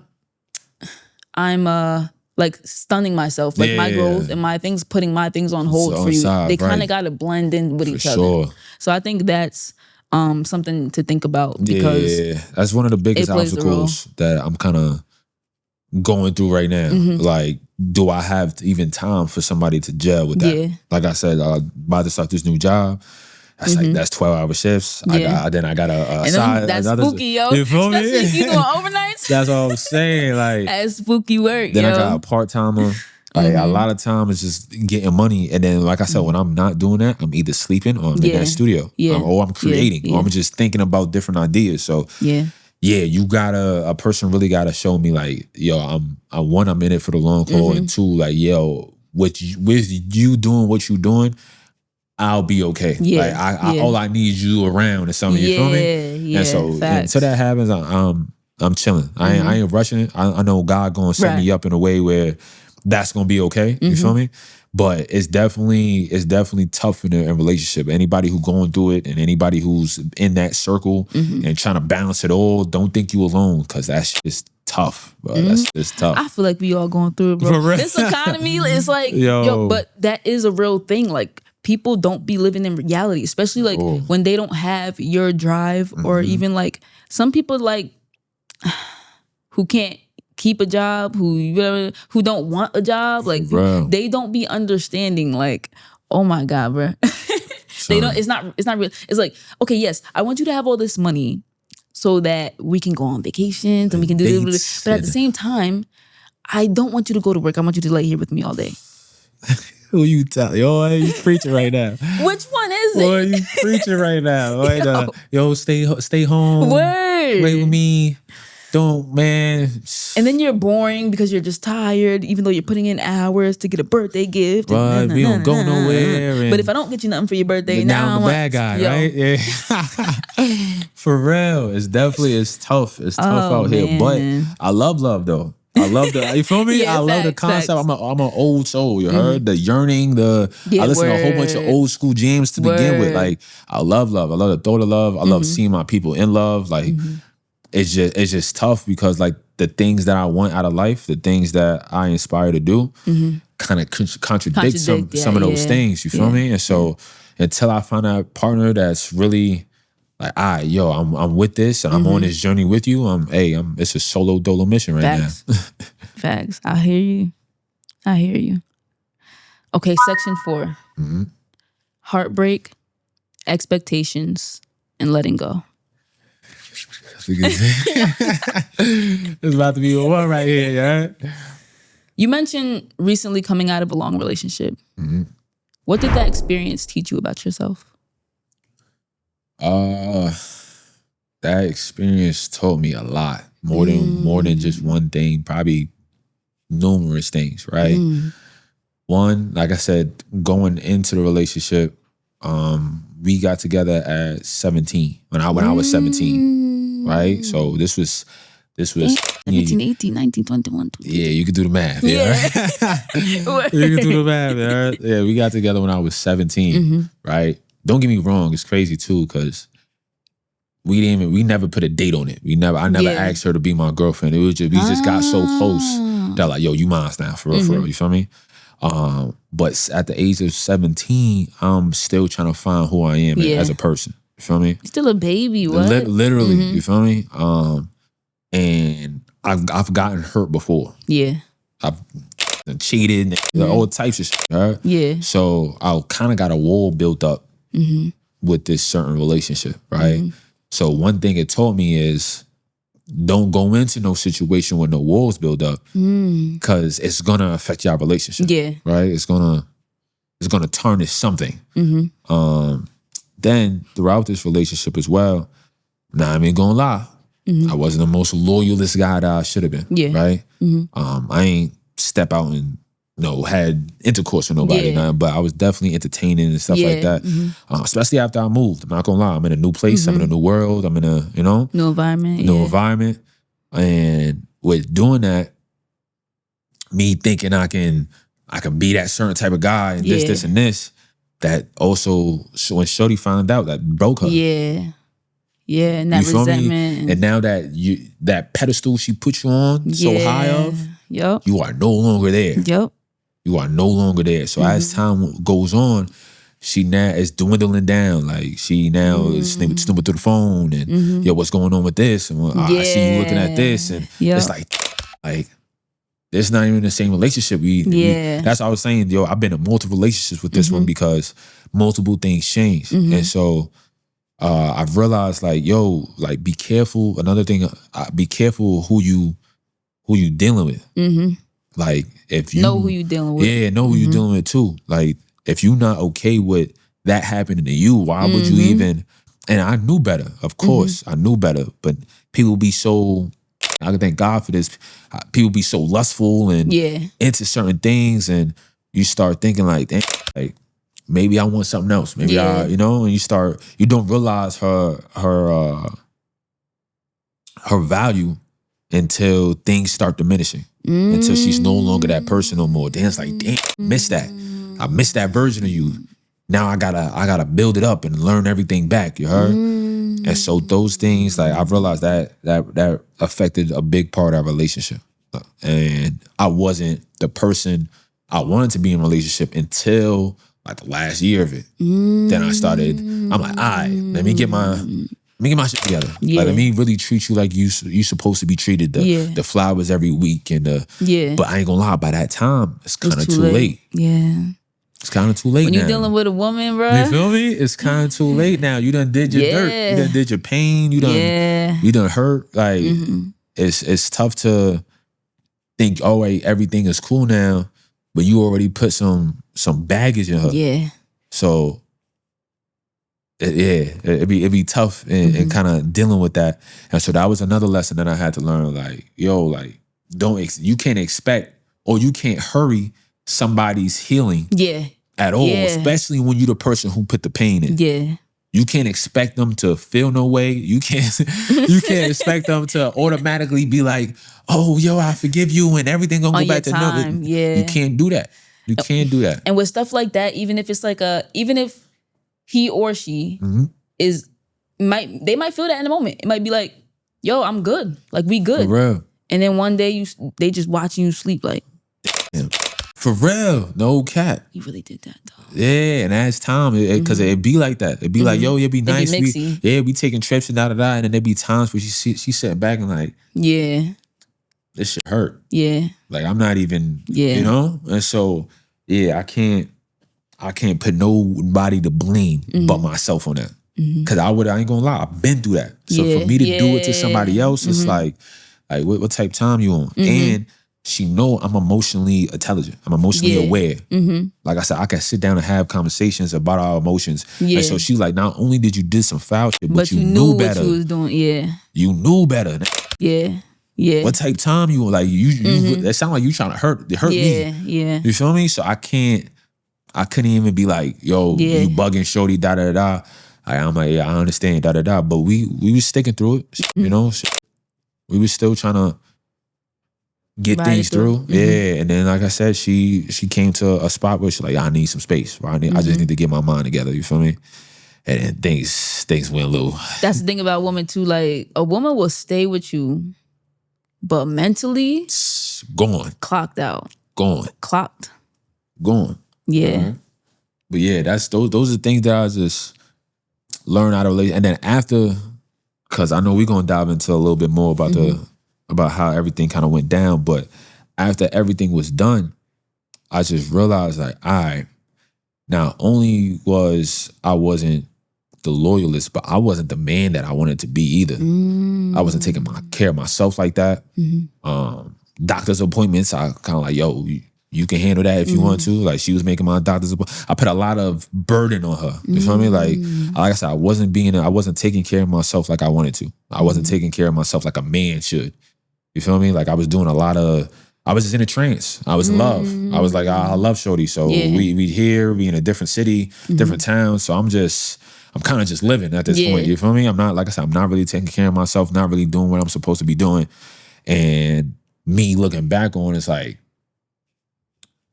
I probably wouldn't be me either. You feel me? If I'm not coming correct, you feel me? Like, I wouldn't want to be with that. I wouldn't want to be with a person that's not handling their business and taking care of their shit. They talk about marriage and kids and all this other shit, but how you supposed to take care of that and you not taking care of yourself? You feel me? So it's kind of like, I understand. Like, I had to take a look back, like, all right, let me get these things together. Let me make sure I'm on point in every aspect of my life when it comes to spiritually, financially, emotionally, physically. Like, a nigga's in the gym. Like, I'm making sure everything is on point. So when I get into another situation, I'm no longer looking for you or doing anything for you to do. There's no holes you have to fill at all. Now it's just us kind of meeting together and just being happy in that space. But because I was so young, jumping into that, I didn't know any better until after everything left. So like, I'm grateful for that whole situation. I don't hold no resentment. I don't hold no pain. I mean, y'all gonna hear some music and that's y'all gonna hear some shit and y'all gonna be like, damn, this thing was in his feelings, da-da-da, boom, boom. Which I was, for sure. And the reason I'm giving it to y'all and giving y'all the music and everything like that, because I know other people gonna feel it as well. Right. I know, there's gonna be a time and place where y'all in the same space that I was. But when I really do some self-reflecting and self-awareness, like, you wasn't that guy you claimed to be. You feel me? So it was definitely a learning process, but I'm grateful for it all. You feel me? What part hurt the most? A part out of that situation? I think just how fast everything switched up. And like I said, as a man I am today, I understand. You feel me? Like I said, women check out mentally off the muscle. So with them going into other situations and doing this and doing that, it's kind of easy for them just because mentally they checked out already, right? But the way it kind of went, you feel me? The way it kind of went down, we need some space from each other, whoop-de-whoop. We agreed to kind of keep in contact. Right? Like, we've been together for a minute. I got a dog, a long time. I never made it past 2 years, so I can't even. Like, got a dog and all. So we decided, like, hey, like, we gonna communicate and, check up on each other, da-da-da. And then I realized throughout that time, I was the only person doing it. I'm the only person checking up. I'm the only person communicating, like, yo, what's going on, da-da-da.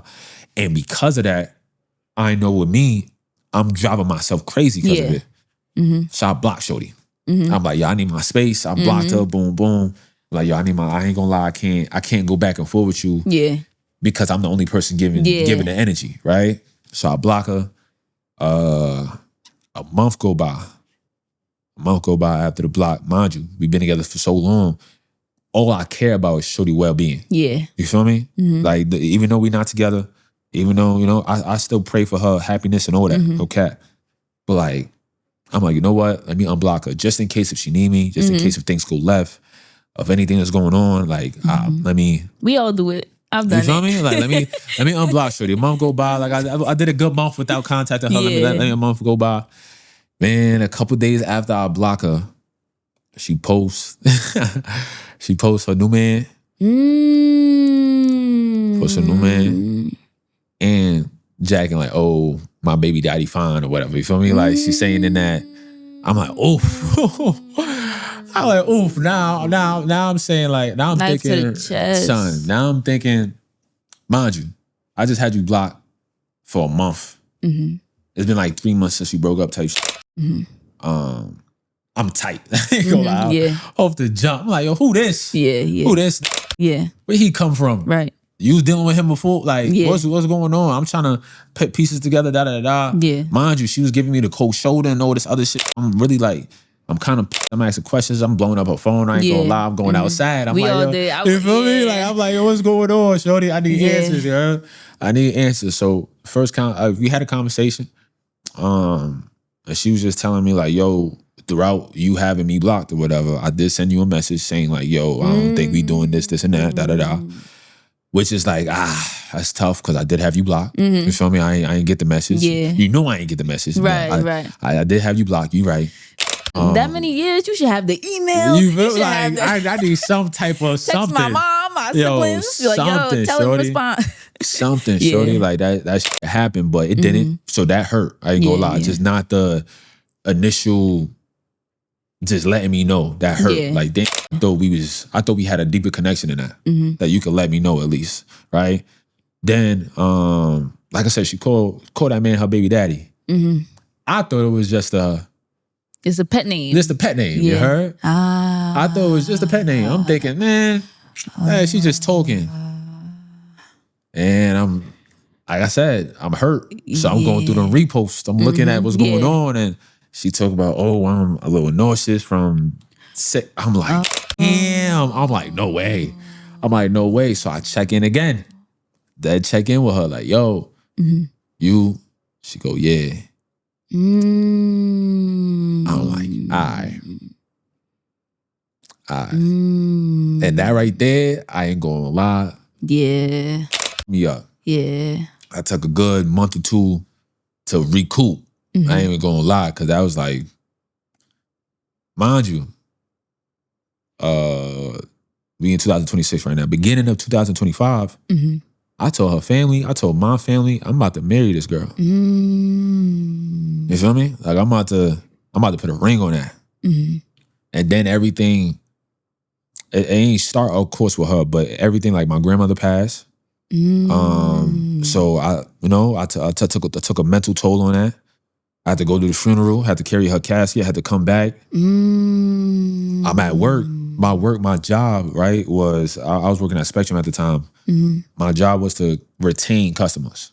So they calling in complaining, like, yo, I don't want this, I don't want that. I'm like, shorty, I can't even. Yeah. I'm going through it over here. What you talking about? Just give it right. Yeah, like no cat. I'm like, yo. Yeah. I'm low key like out of it. And so that job started dwindling down. Like they talk about like, yeah, we'll have to get you out of here, da da da. You feel me? So throughout that same time, that's when she was like, yo, I need space. And then everything started tumbling down. So this last year been some shit for your boy, you feel me? And so with the whole finding out she pregnant and all that stuff, like, I'm like, damn, like, that's tough. Yeah. So I automatically, while I'm in that space, I stopped smoking. I used to smoke a lot. I stopped smoking. Cause I knew like, yo, if I want to heal from this, I gotta heal from this. Yeah. Right? And so I dive into my music. That's what y'all gonna hear soon. Yeah. or the pain, or that y'all gonna realize, all right, this the headspace that he was in. You feel me? So but as time go on, like I said, I kind of drove shorty there. Like I drove her to that mental state of I want something, you heard? So I take a lot of accountability of the situation that I kind of put her in. Now she probably don't even know that she probably didn't even know that she did something to hurt anybody. You feel me? She just, you feel me? And I'm probably giving her a lot of grace because a lot of people were like, nah, boom, boom. I'm like, I wasn't the perfect guy either. Yeah. So I can't be like, she's a bad guy. You feel me? Yeah. But at the same time, there's definitely some pain going into it. And getting out of it. And now that I'm in this headspace, it's like, we're gonna be all right. You feel me? Everything happened for a reason. God didn't want us to have a child, obviously. Like it didn't work out in our favor. And I know she really wanted to be a mom, and shout out to her because I know she's gonna be a great mom. Like I said, I got no bad blood towards her at all. Like I know a lot of other people would, and you gotta cut her off. Man, I love that girl for a long, long time. Yeah. You feel me? It was it's deeper than that. Yeah. Like it was for me, it was unconditional. For me, it's like it don't matter what condition you in, I'm still gonna have that type of love for you. You feel me? So with her, like, yeah, like I said, I think she can be a great mom. I think she's gonna be in a good situation. I hope whatever happens.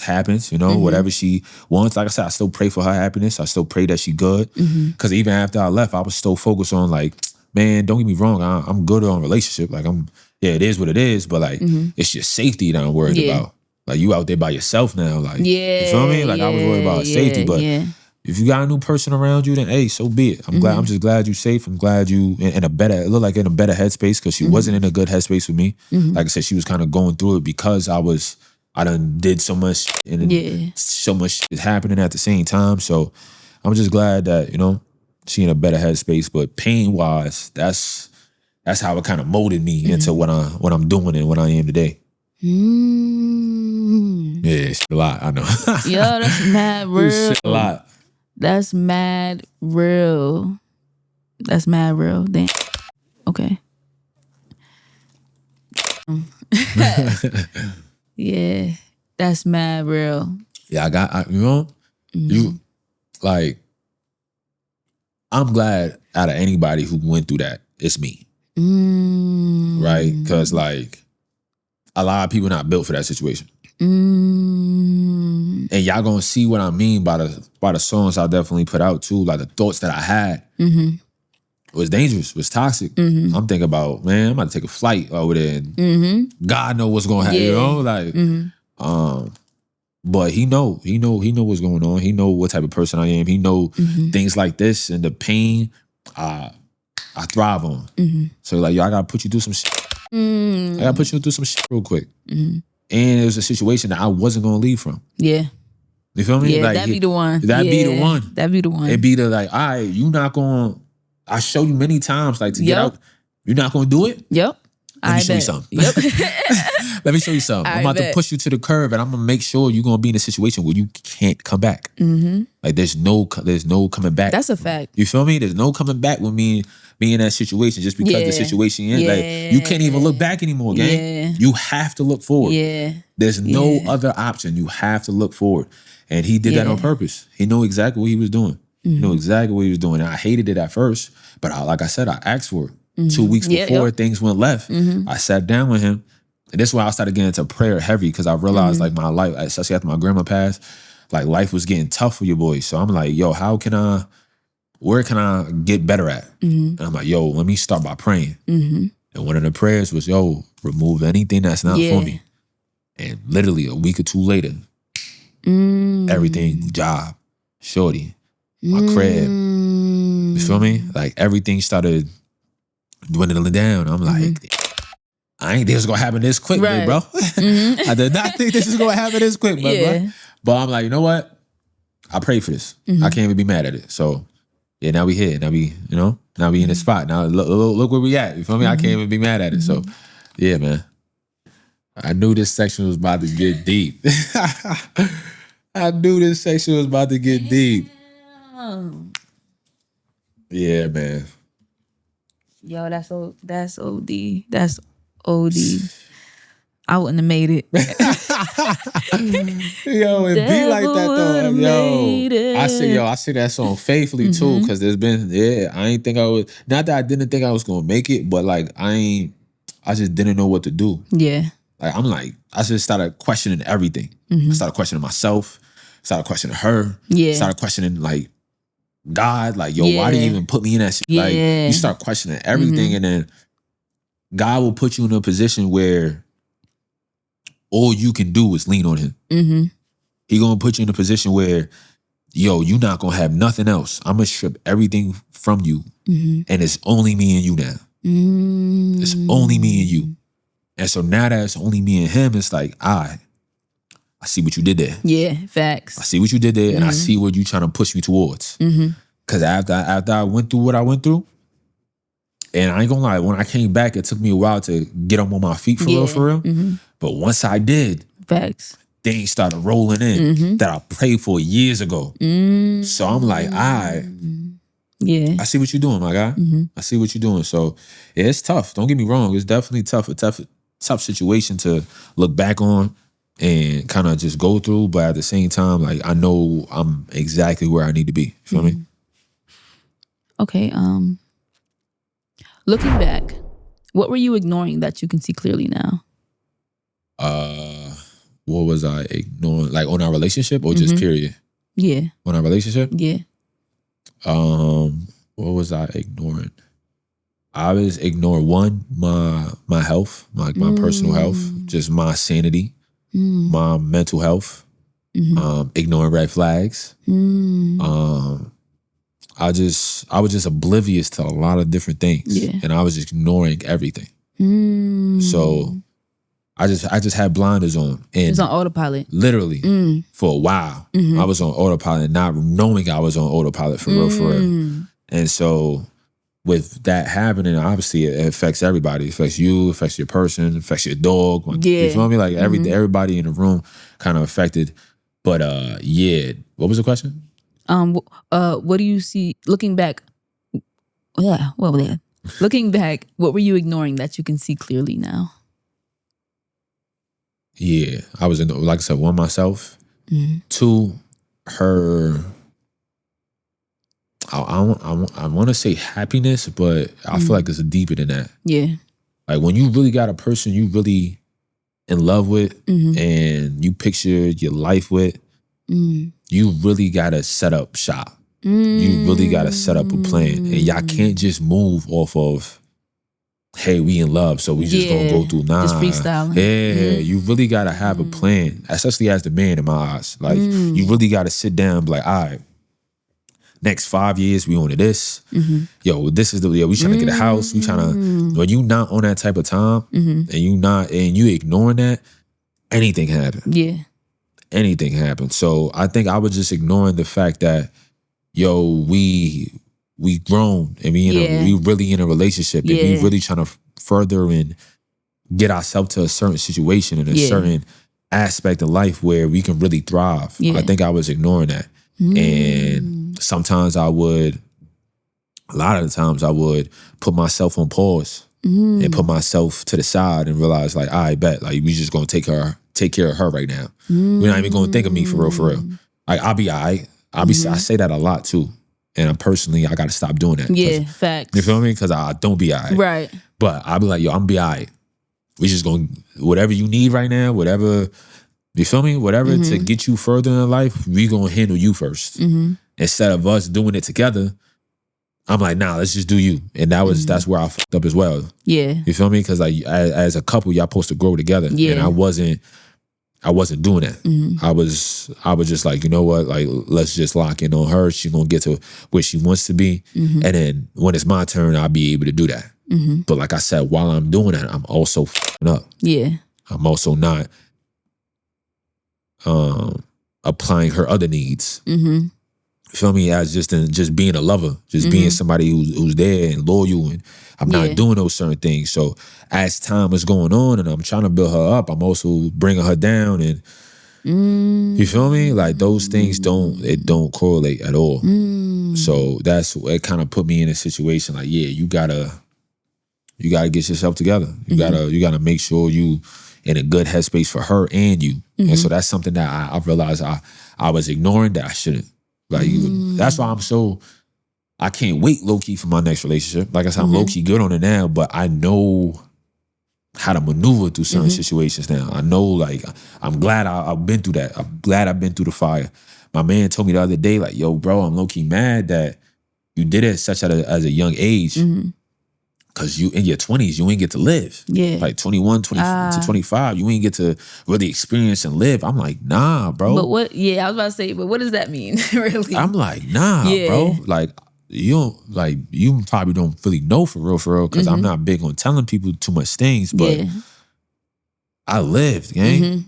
Like I said, I've been in many relationships in my one relationship. I know exactly how to love like I want to. You feel me? Like, I know what love is.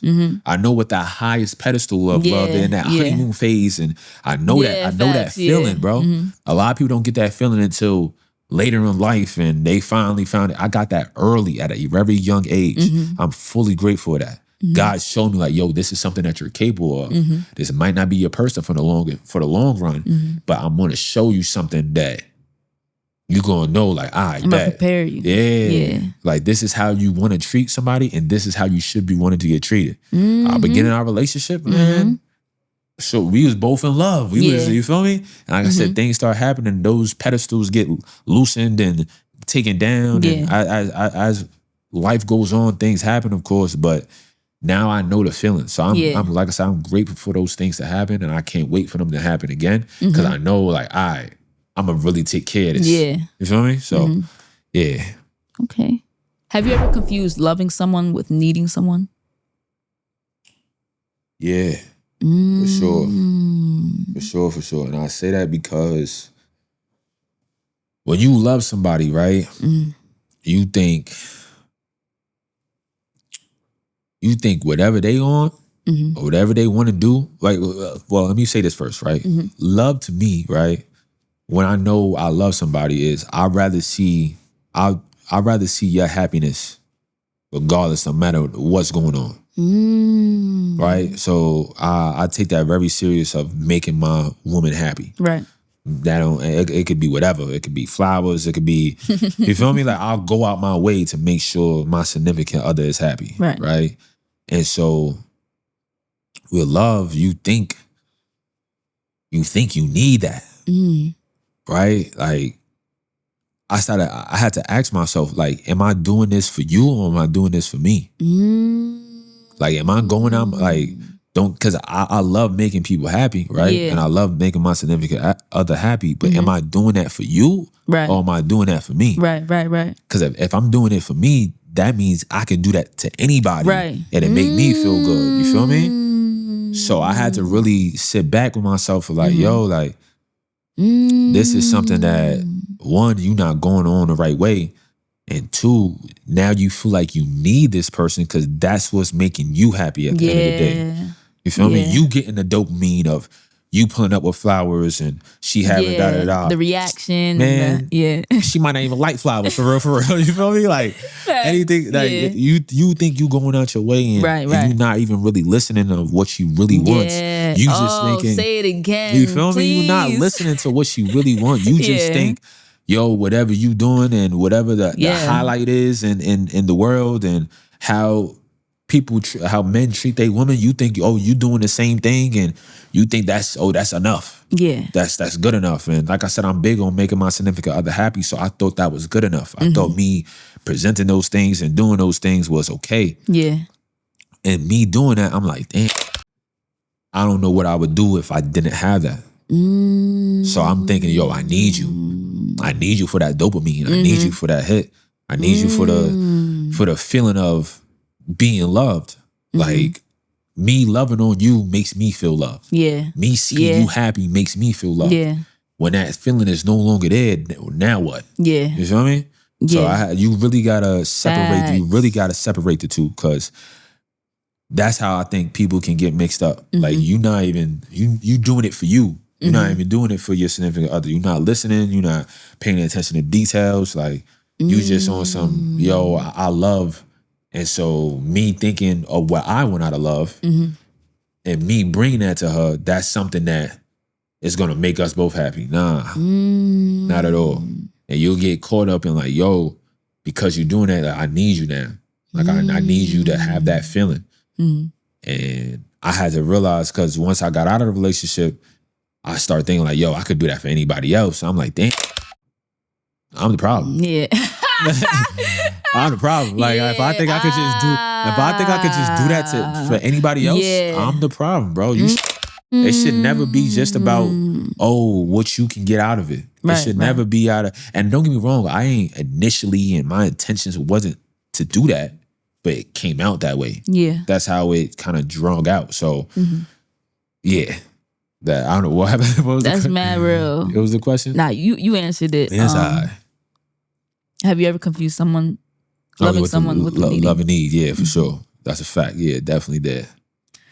What expectations, I'm gonna let you sip some water, but what expectations did that experience force you to let go of?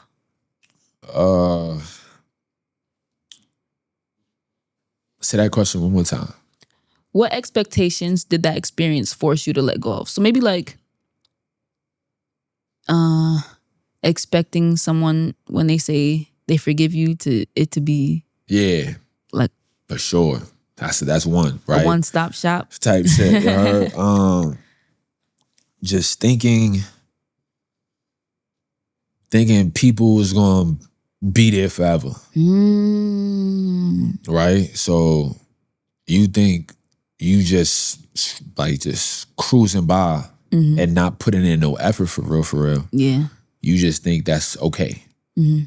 Like your expectations is just like, yo, somebody's supposed to be with you. Yeah. Somebody's supposed to be there. And mind you, I grew up in a household with my mom and dad where, like I said, it's long distance. Yeah. They get to arguing and then they right back good again. Yeah. So in my eyes, like, yo, a relationship can go through whatever and they still be good. Yeah. And they still like, yo, anything can happen and y'all still should be straight, right? Yeah. My expectations though with that is like, yo, but you still gotta put some type of foot forward though. Yeah. You feel me?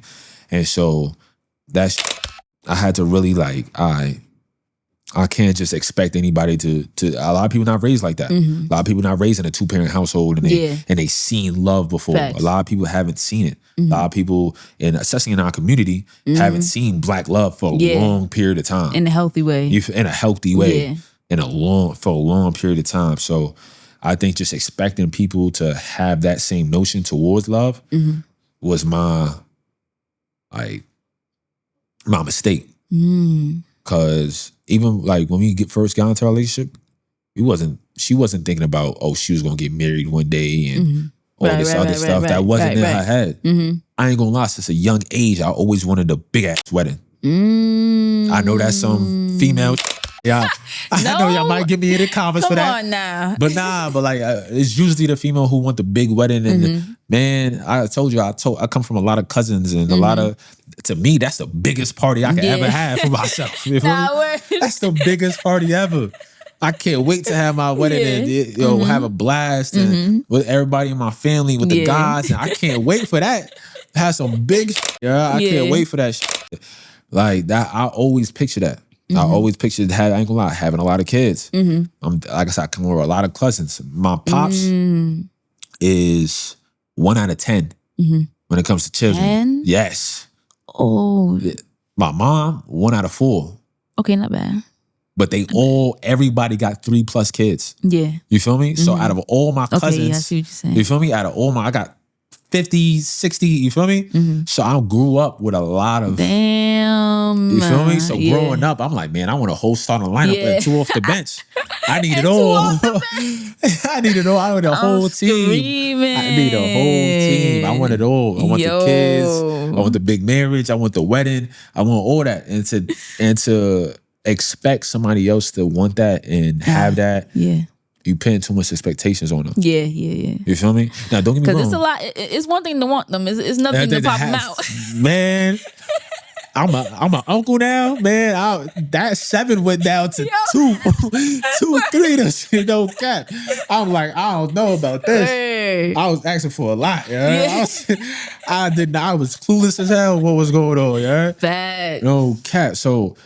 Really, them expectations I had to really dwindle down and be realistic with them and be like, yo, if you really want that, you really gotta sit your partner down and y'all both have to be on the same mental coming into it. and know what to expect off the jump.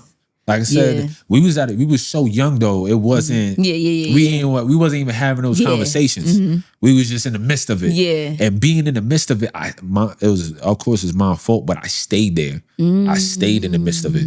I stayed on this high school love. And, we just together. And I'm not even thinking like, yo, we getting older. We gotta. I need a plan for you. You feel me? And if she can't see the vision, then start getting real blurry. Rocky, you know?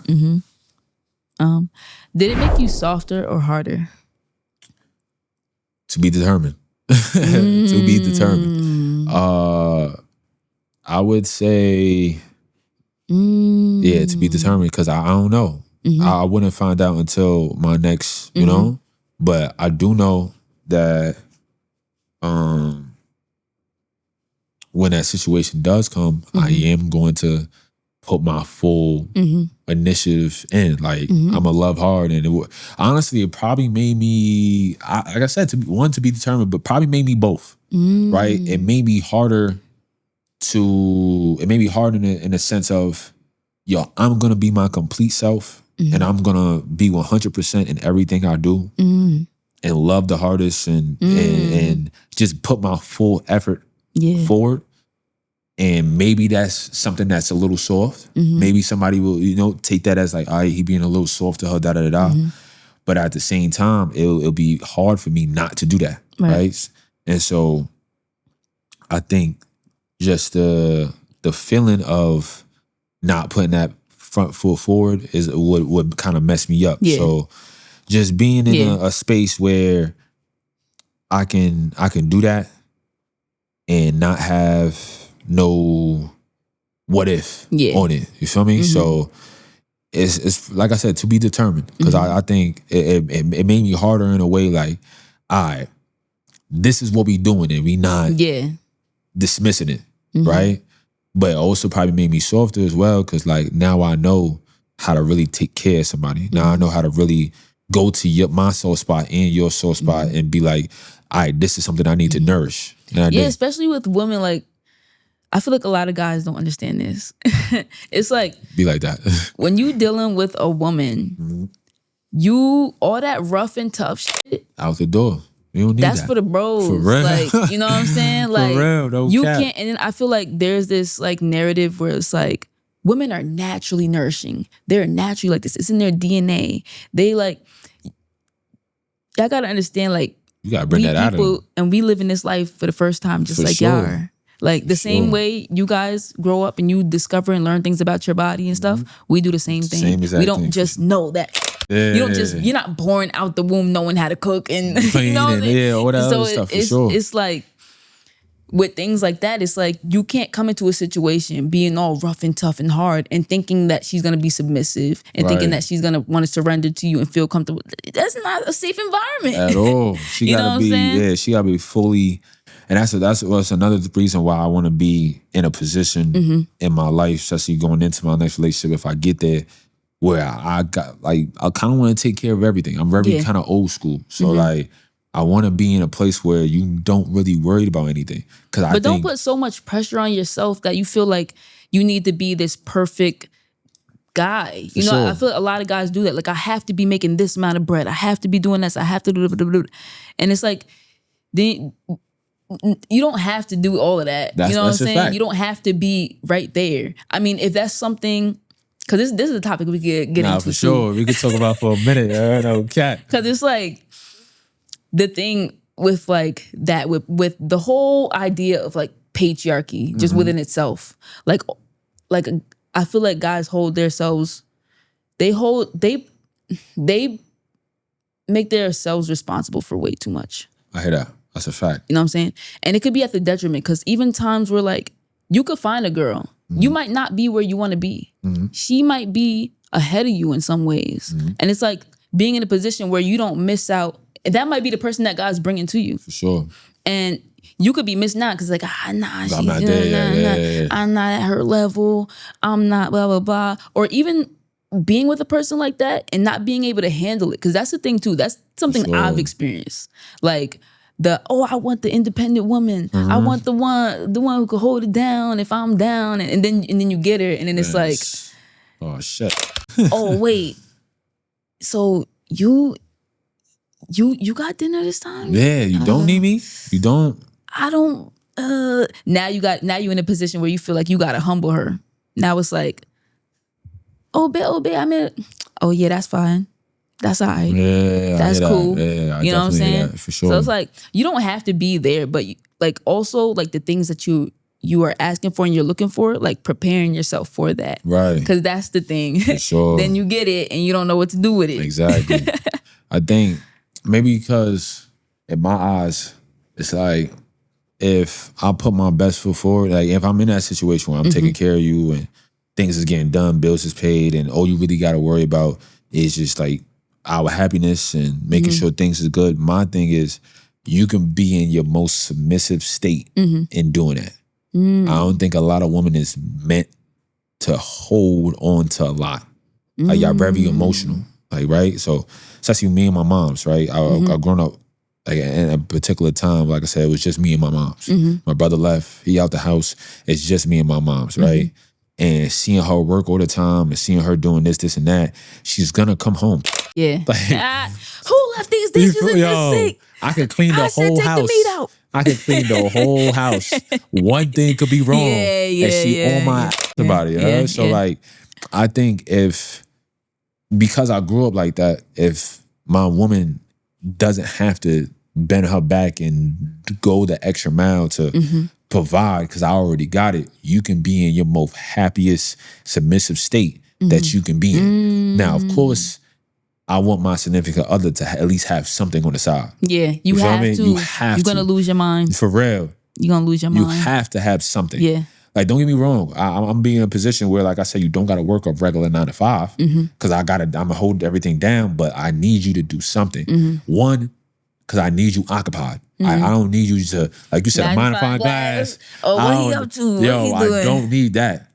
I don't need that, but I also need you to have something that you're passionate in. Yeah. So you understand why I'm so passionate in the things that I'm passionate in. Yeah. Because if you don't see that, if you don't have that, you're not gonna understand what I'm on. You're not gonna understand the sleep that I'm missing. You're not gonna understand the meals that I'm missing and how I'm going about certain things because you don't have that same passion. It's a foreign language to you. Yeah. And so I want somebody to have that. Like it could be anything, nails, hair, something that you like, I love doing this. I love kind of having that in my repertoire. So that's something that's a must have in my eyes. But I know sooner or later when I'm in that position, you can thrive in that.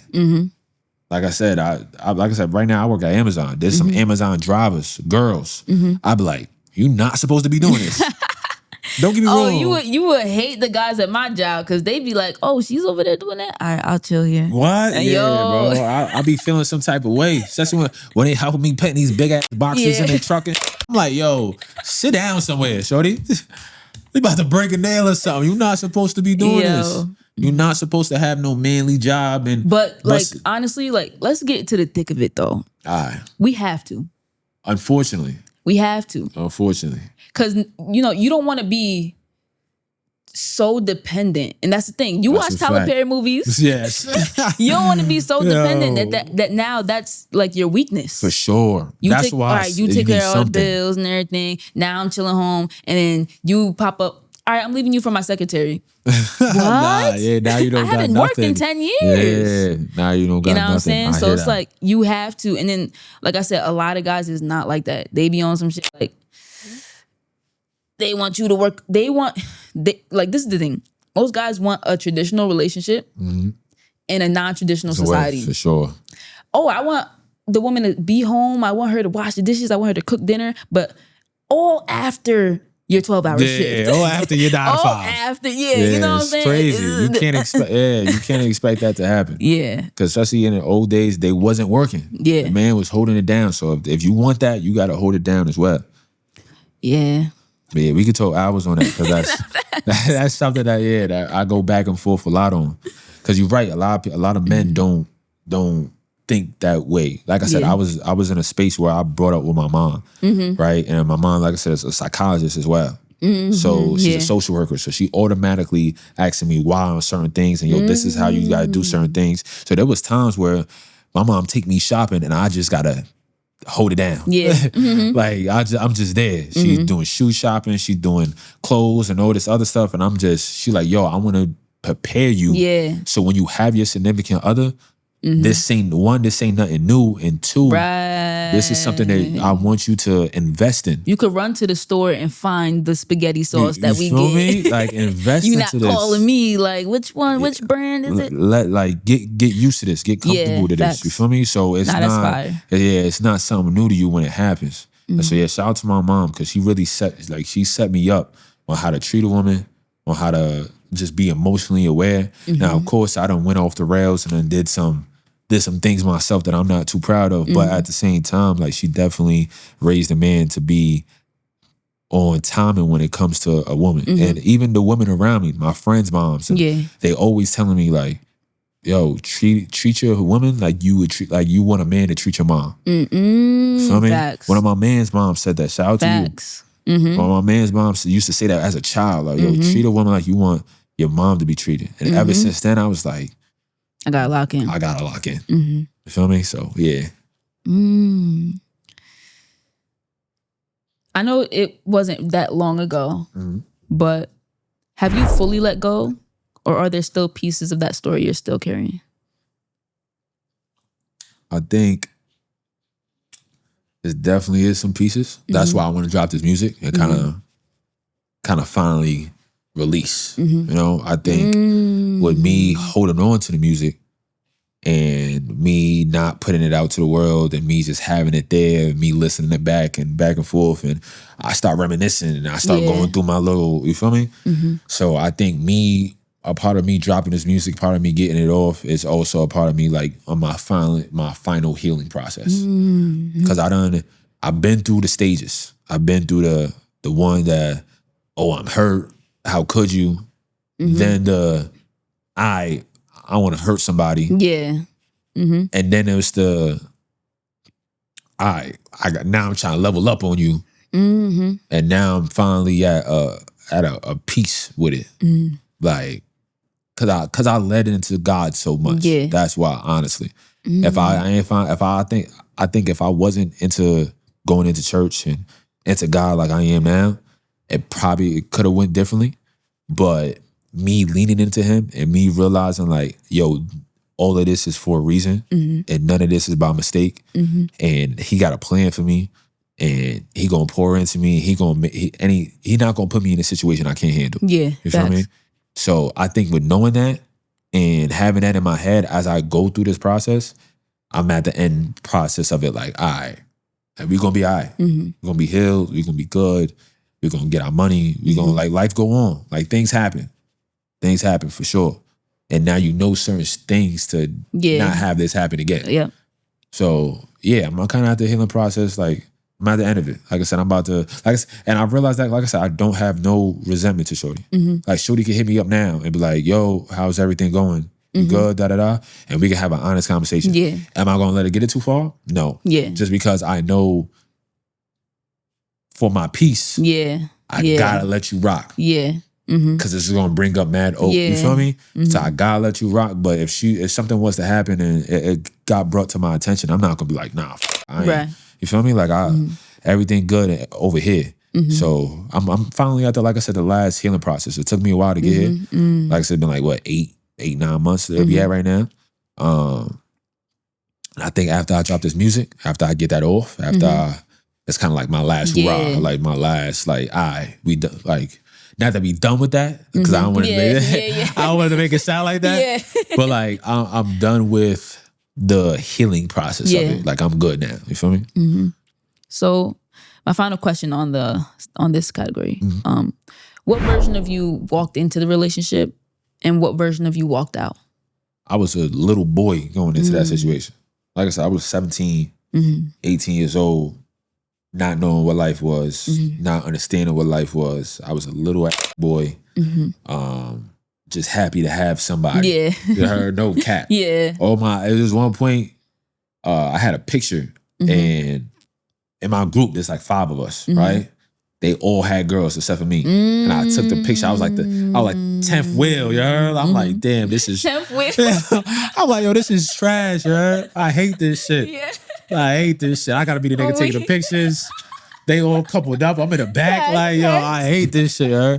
So I couldn't wait. I couldn't wait to have somebody for myself and just experience that. You feel me? So, like I said, I was a little boy going into it. And I came out a grown-up man. I came out through knowing a lot, going through trials and tribulations, going out there by myself. Like, I came out like a way different person than I did coming in.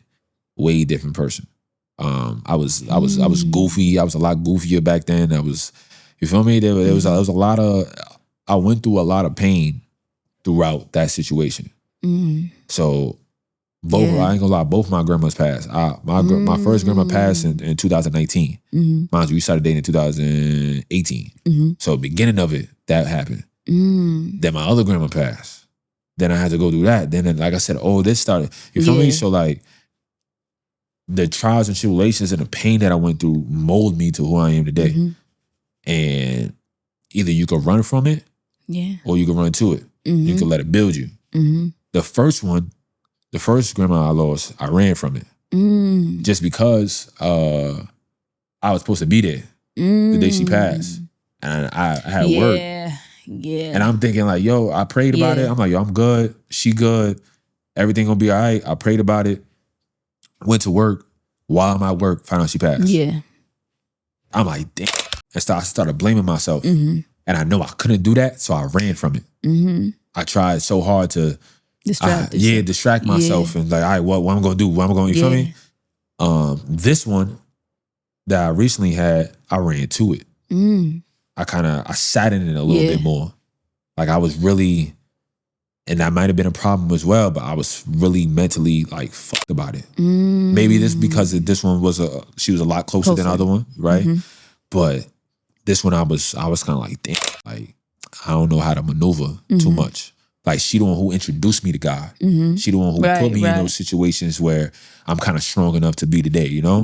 And so this one hurt a lot more. So the man I started with, the pain tolerance was very small.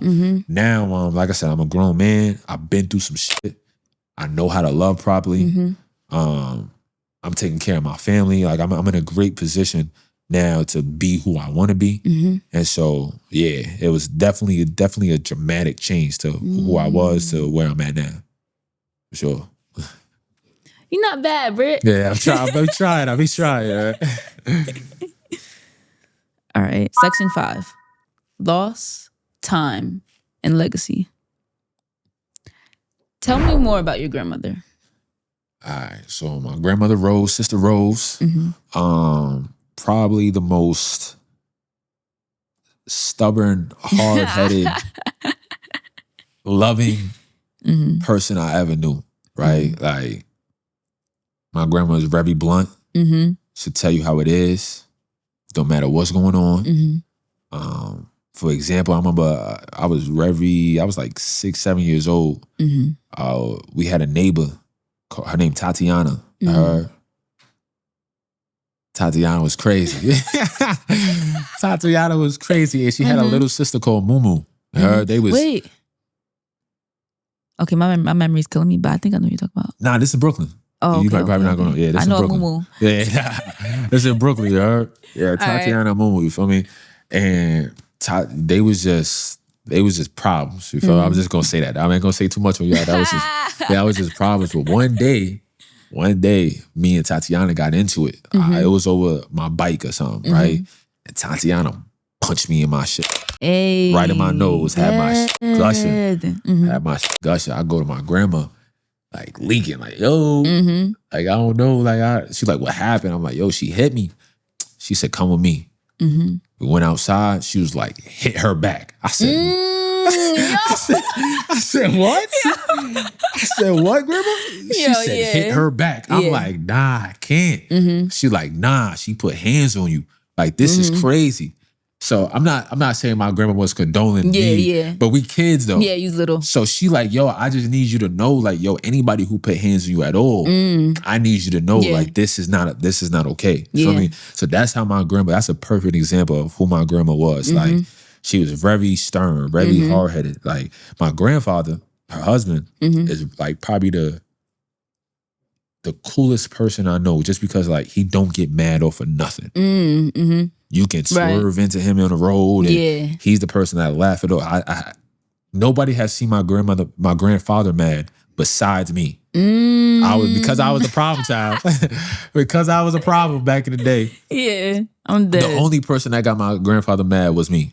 He told me to go outside. He told me, don't go outside. Don't go down that block.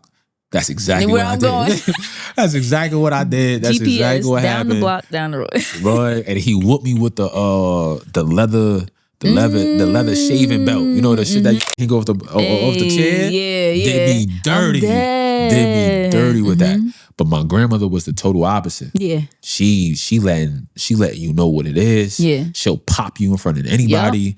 It don't matter. And like I said, she's church heavy. Like she introduced me into the church. Like I said, I was in a whole bunch of the drummer and the choir, and I was in everything because of her. We used to walk down the block. My grandma probably like 5'3", 5'2". She walking down the block by herself, like nothing. Screaming. Like nothing. Like I've been through more than this. This ain't nothing. Yeah, this ain't nothing for me. She walked with God. Like she act like she bigger than what she was. You feel me? Which was a blessing. Like she showed me how to conduct myself in this type of world. You know, you need to have that tough skin and to know like when to say no and when no not to do anything. Like that's why it hit so hard for me, because my childhood, she really had a very, very big impact on. Like, you know, when you young, mom was dropping you off at grandma's house all the time. Facts. No cap, all the time. Mom was dropping you off at grandma's house. As soon as I got out of school, grandma's house. No cap.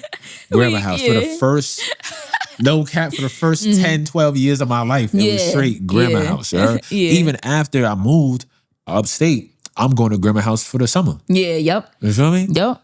And me and her low-key used to go at it, especially as I got older. She lived in a house, and so you know when you live in a house and you older as well, you don't use too much water. Yeah. I gotta wash in a bowl and shit. Lights. Like lights. The lights out. Yep. I remember I used too much dishwasher. And while I was washing the dishes, bro, she got on me. She got on me, bro. She like, nah, ain't no way you use this much soap. And you barely have much dishes. I got tight. I called my mom on her like, yo, ma, grandma bucket right now, over some soap. Ain't no way. Yeah. But she was on it. We had bologna everything. Bologna, we had bologna for breakfast, lunch, and dinner. Yep. With eggs, with cheese, and anything she could cook bologna with, she was with it. She was with it, yeah. That's my grandma's specialty, bologna. Yo, any of my cousins, they know bologna everything. Bologna everything. It was good eats though. You heard it was just eating good. Bologna everything goes mad crazy. Bologna everything. But yeah, she was a different type of soul. Like a lot of people was like tarnished when that shit went left. You feel me? And it's not like she went out smoothly. Not like she had dementia. So you know that's a very slow burn. You know, that's a slow hurt. And so it was tough. It was tough for everybody. I ain't gonna lie. That's my mom's mom. You feel me? So me watching my mom going through that. Me seeing everybody kind of go through that process. It was definitely a tough process for me. And but it made me just tap into who she was even more.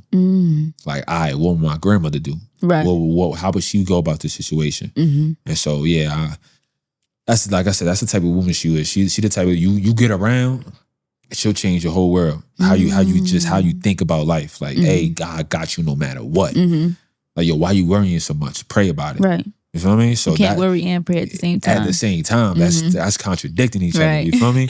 As soon as you pray about it, get it out your system and keep it pushing. So, yeah, man, that's my grandmother. How did grief change your priorities? It made me realize, and I'm still having struggle with this as well, but it made me realize like we just don't have a lot of time. Yeah. Right? Like your priorities, like not only do you have to do them, but you gotta do them right and quickly. Yeah. You feel me? You can't put these things off. Yeah. You put these things off, they will be put off forever. Like you're never gonna get to that if you just keep them like, I can do it tomorrow. I can do it tomorrow. Right. And a quote that in the Rocky movie, there is no tomorrow. Technically. Tomorrow ain't come. Tomorrow did not come yet. So we can't act like, God could call me at any time. Right. You feel me? I ain't gonna lie. I'm not scared when that time comes because I know who I'm going to. But God could call me at any time, at any day, right? And so with me knowing that, with my priorities, it's like I have to get these things done. I gotta make sure like my day is fulfilled with things I love doing. Right. You feel me? Like I gotta make sure like, when I lay down, like, if this is it, then I'm good. I think Cat Williams said that in one of his things too. Like, like I gotta make sure like when it's all said and done, like at the end of the day and I lay my head down and I close my eyes, if it's the last day I close my eyes and I'm going after that, I gotta make sure like, I fulfilled something today. Yeah. Like I did something I love today. I made sure that my day was fulfilled and I made sure my loved ones know I love them. And, like people don't move like that because people think they got all the time in the world. But I feel like we're conditioned to feel that way. For sure. We're constantly distracted with work and with all these things. Like, for sure. People think tomorrow is granted. Yeah. People think tomorrow is a must. And if people knew their time, if people knew like the time, like let's say everybody realized and got a clock exactly the time they was about to leave this earth, people will act so much differently. Yep. Oh yeah. It'll be so much love. Oh yeah. People would, like it'll be a totally different world that people knew. And people don't know. And because they don't know, they just like, you know what? Like, yeah, we'll get to that. Yep. And it's like, nah, we don't know if we gonna get to that or not. And don't get me wrong, I like I said, I'm a big believer in God, so I know God, like He gonna give me time and do what I gotta do, but I can't sit around and be like, when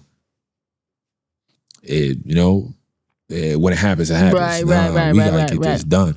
We gotta get this done. That's why this movement is so big to me. That's why my music is so big to me. That's why I'm going so hard. Like, I gotta make sure, like, before I step off, before I get up out of here, before my name is called, before I talk to the big dog and we have that conversation in person, I gotta make sure I leave everything on the table. Everything. Y'all gotta see everything. I gotta see it all. I gotta see everything. So, yeah. If your grandmother could see your life today, what would make her smile and what would she challenge you on? If my grandmother was here today, I think what would make her smile is my resilience. Seeing me bounce back from what I just went through. She was like, yeah, you one of those. You one of us. you one of us. Them ones, yeah. You were like, she knew it too, but like seeing it, she gonna be like, yeah. Yeah. What was the last part? What would she challenge you on? Going harder. Like you know your capability. You know your potential. Why you ain't going full fledged? Why you holding back? What's holding you back? And then if you know what's holding you back, get rid of that. Right. What we doing? You know what I mean? Like my grandma definitely she gonna apply some pressure. Like, all right, like I'm glad what you just went through. You went through and you got your head high and you talk to God more. All right, now that that's over, what we doing? Yeah. Like I need you to let's get to this. Let's get to Let's get to it. Let's get to this bag. Let's get to this money. Let's finally step into what you meant to step in for. That God put you here, cause.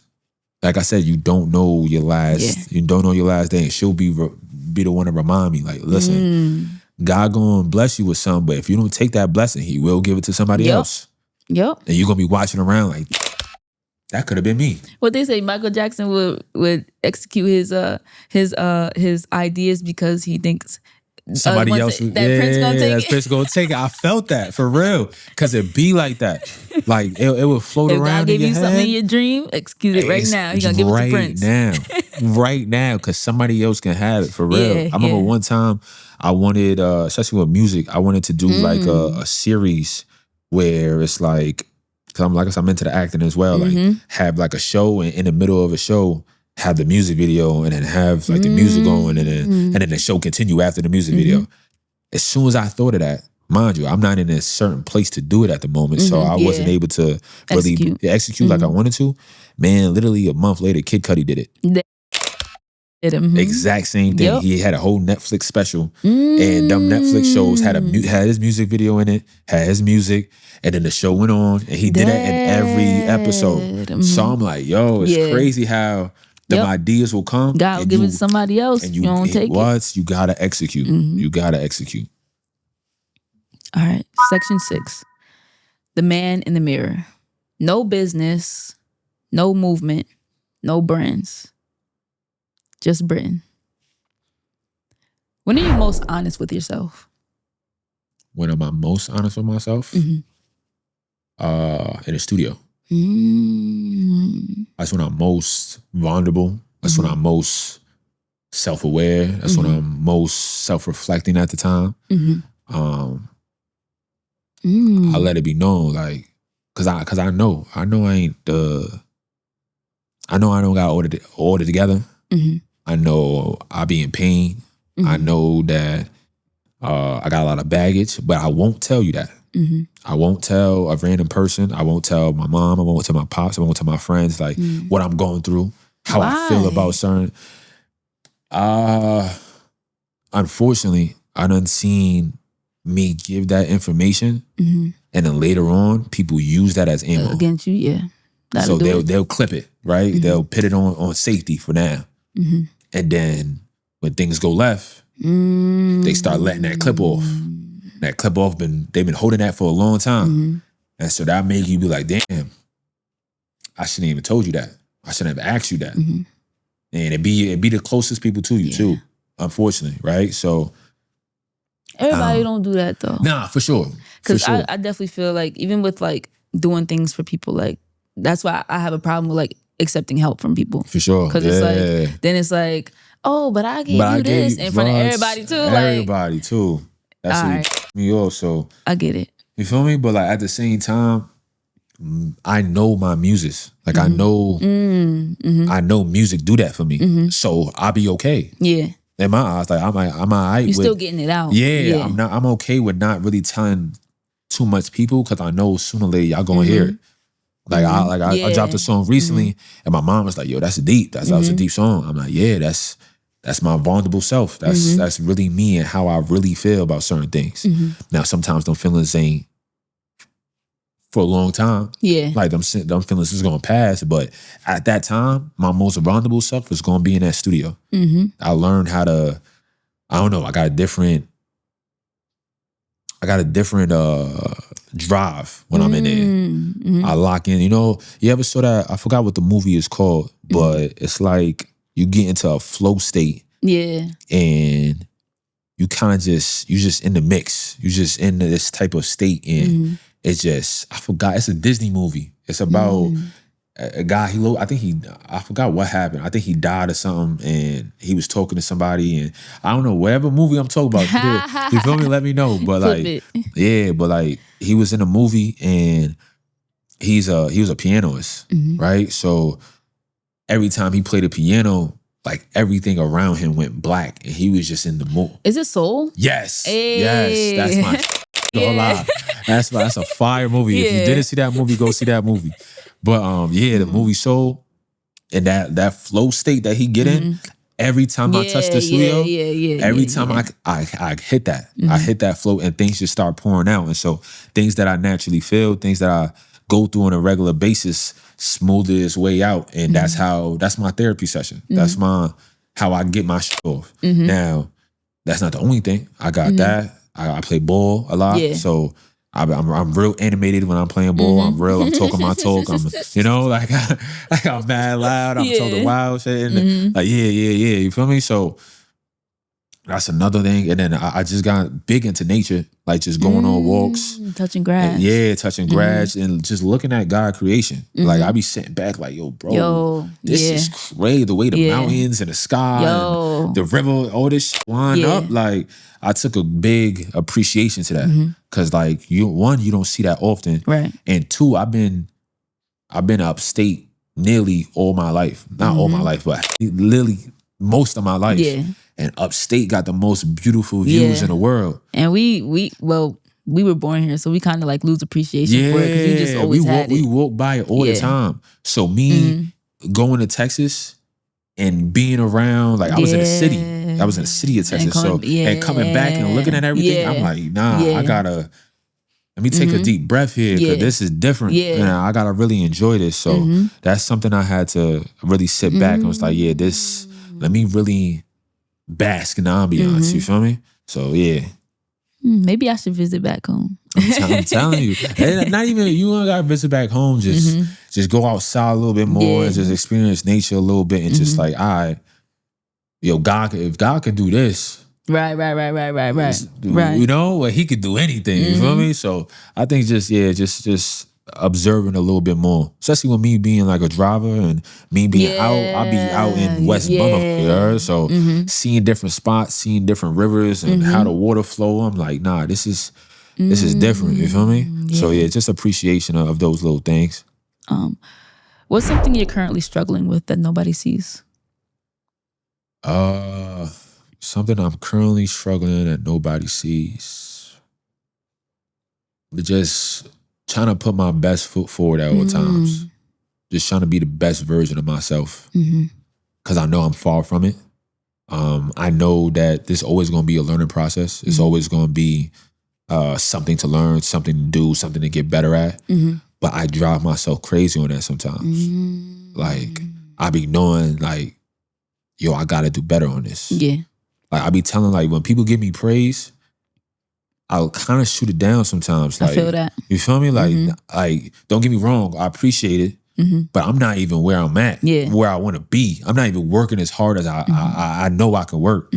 So I think taking that in, like taking the appreciation in and really absorbing it and be like, yo, okay, like, we got somewhere, right? But I think I drive, like, my drive is low-key a killer for me as well. Like, it kind of take a toll on me. Because I be thinking about it so much. I'm always, how can I do better? How can I get to this situation? And how can I make this better for my family and get to a place where we good? And you feel me? I put a lot of pressure on myself. And so being the best version of myself it does drive me crazy, but it also makes me who I am. You feel me? It also makes like, this is why he is the way he is. You feel me? So it's a tough situation just because trying to like not having that drive, but at the same time trying to still be present. Exactly. And like appreciate the journey. Of what's like going on. Don't be on the hamster wheel so much. For sure. I think that's my biggest tough part that I'm in right now. Like I done gone through a lot of stuff, but right now at that moment I think that's top of the list. Okay. What have you learned about yourself in the last year? And I can go through anything. Anything. I can, my back can be against the wall and everybody point fingers, stab in the back. Anything. Whatever it is. Cause I know I got God. Right. So I just think all the things that I've been through, it just remind me of why I am the way I am and why I gotta move the way I gotta move. Because we're gonna go through a lot. We're gonna go through some shit, right? We're gonna go through. Still more to go through. It's still more to go through. Life is a roller coaster. It's gonna go ups and downs, you know? But I'm glad a lot of things went left at the same time for me recently. Because it showed me like, all right, not only can you handle one thing, you can handle numerous things after that, and still be okay. Still lean on God and be like, yo, this ain't nothing for us. You feel what I mean? So I think that's something that I've learned about myself. Like, I'm a lot stronger than I think. I'm a lot stronger than I think. I be thinking like, I'm very emotional. I'm very in tune into my emotions, right? Same. So when things go left, I'm feeling it. Yeah. I'm feeling it for sure. But it ain't nothing never that we can't handle. Right. You feel me? And I think that's what the biggest thing I've learned this last year. Like, listen, we gonna go, I don't know what life got ahead of me, right? But we gonna go through a lot. But we prepared, right? And 2, we always got God with us. So I think with just knowing that, you could throw anything at me. The whole world can hate me, and I'll be like, it is what it is. No cap. Because I know it's going to turn. Right. It's a feeling. That feeling going to go away. Y'all going to hate me now. Y'all going to hate me later. Right. Sooner or later, y'all going to be like, all right, he on to something. Or yo, sooner or later, y'all going to be like, I could do a couple push-ups. You feel me? No cap. That's a great. That's got a why. few in me. Yo, that's a great example. That's why I brought that up earlier, because it really be like that. It really they start making fun of you. They start joking. They start like, nah, I'm not really with that. And then as you doing on and on and on, and realize, all right, yeah, I like that. You on to something. You feel me? So I can whatever I put my mind to, whatever I manifest. I think me talking to God and me being so close to God, my manifestation, and just me putting things into light and things actually happening for me. My power of that is a lot bigger than I thought. I'm thinking sometimes, like people get some ideas and people never see them come to light. Yeah. Right? I think I've done that numerous times. Numerous times. Where I've thought of something, I planted it out. I sat down myself and was like, yo, I'm not doing anything until this happens. Seeing it happen and then watching the progress after it happened. I done that so many times. Like, it's like, why you even questioning yourself if we done did it? Yeah. Now, don't get me wrong, the magnitude that I want to do it on now is at a way higher level. But the fact that I actually had an idea, put something together, put it out to the world, right, and seen it exactly how you thought about it. Right. It's like people take that and be like, yo, that's nothing. Nah, bro. You just created a whole image in your head out of imagination, out of thoughts. You put that all together and it actually happened in the real world. That's something that's different. That's different. Like, you got that power, that's something that's different. So me knowing that, me knowing that, yo, no matter what pain come with it, no matter what's going on around me, that I can still do that. Yeah, that's one of the biggest things. Yeah, it's up. That's all I can. It's up, yo, Cat. I can't wait. From 6 months from now, I can't wait to even just see the progress and the position that I'm in. Because I know it's going to be something that only me and God know. Honestly, not even me, only God know for real. Because I don't know what's going to happen. I don't know how it's going to plan out. I don't know how it's going to, I don't know what the picture is going to be. Yeah. Right? But I know what I'm going for. I know what my intentions are. And with me and God, and like I said, anything can happen. I could be at the top of the world in 6 months. Or I could kind of be around the same slate. Either way, I'm fine with it because I know I'm pushing towards something. You feel me? So yeah, that's what I'm happy about right now. And yeah. You got this. Nah, for sure. I can't. Yeah, I guess I can't wait. What does peace look like for you? Barbecues in the back. Barbecues in the back with some old school jams playing. With the fam, a whole bunch of little kids, cousins running around. And I'm just in the back in the corner. Yeah. I'm weak, but your plate posted up, the other plate hiding somewhere. Literally. That's to me, that's peace right there. If God stroked me down right now, it's like, yo, I'm getting you out of here. At that moment, I'll be perfectly fine. No cat, I'll be perfectly fine. I think seeing that, seeing everybody happy, seeing everybody in a good mood, seeing everybody dancing, jamming, food, and just that atmosphere is peace for me. That's why I want to do it so much. That's why family is so big for me, and being in that position, because I know once I'm there, I'm gonna want that all the time. And that's peace for me. That's something I thrive for. Now, I also kind of got other aspects or other things that I found peace in, which is, like I said, nature, playing ball, just being in my most self, like being most authentic self. form. Yeah, literally, most authentic form. You worded that perfectly. That's also peace for me.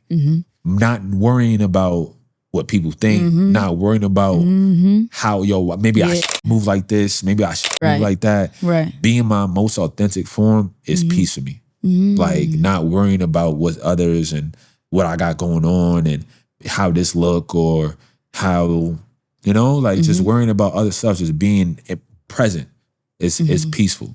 And like I said, if I was present also at a barbecue with some jams going on, I'm really lit. Yeah, I'm really in my own world, for real. If I have both at the same time, like, you really can't tell me anything.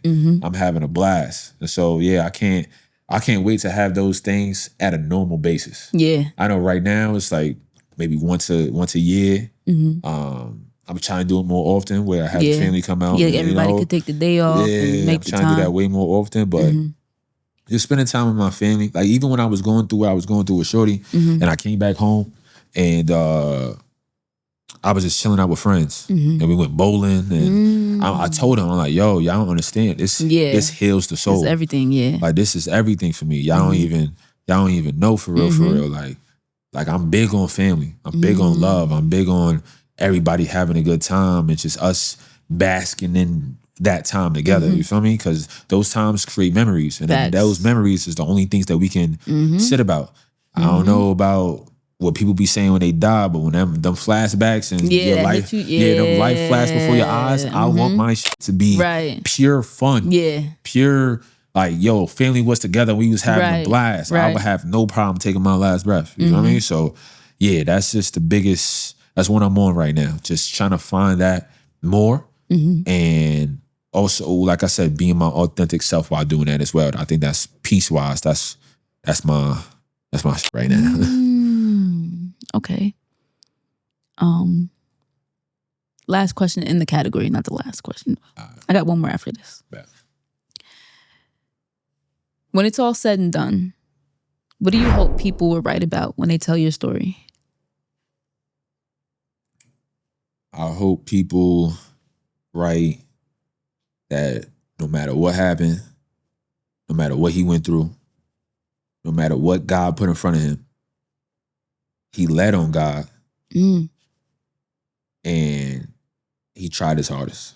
Like, he did everything. He put his best foot forward. And he let God lead the way, and made sure, like, him and God's connection was always on point, right? So when it's time and they close the casket and all that other stuff, I want everybody to have a good time. You feel me? I hope everybody have a blast, but I just want the message behind it. Like, listen, he lived to live. You feel me? Like, he lived. He didn't survive. Yeah, he lived. Like, he was always in a good mood. Well, you don't gotta lie.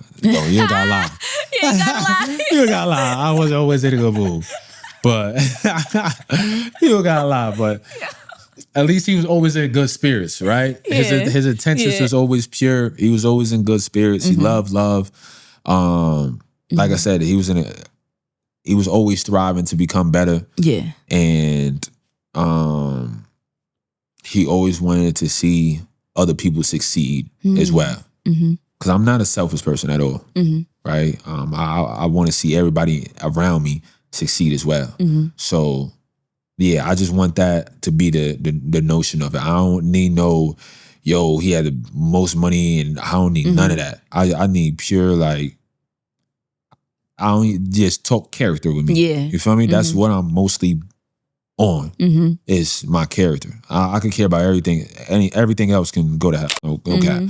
The clothes, the money, everything else, I don't really care about. But, like, just my character. Like, listen, like, this is how he moved. This is what he wanted out of everybody and him. You know? And like I said, I move with love. That's another thing that I want to be said as well. Like he moved out of love. Like he moved out of, like there was no hate in his heart. Yeah. There was no resentment or no type of evil turn he wanted to do to anybody. Yeah. Like he moved out of love. Like this was a person that people would be proud of. You feel me? So yeah, that's it. I don't even need too much said. I just want everybody to have a good time. I want everybody to have a celebration if that time was to come.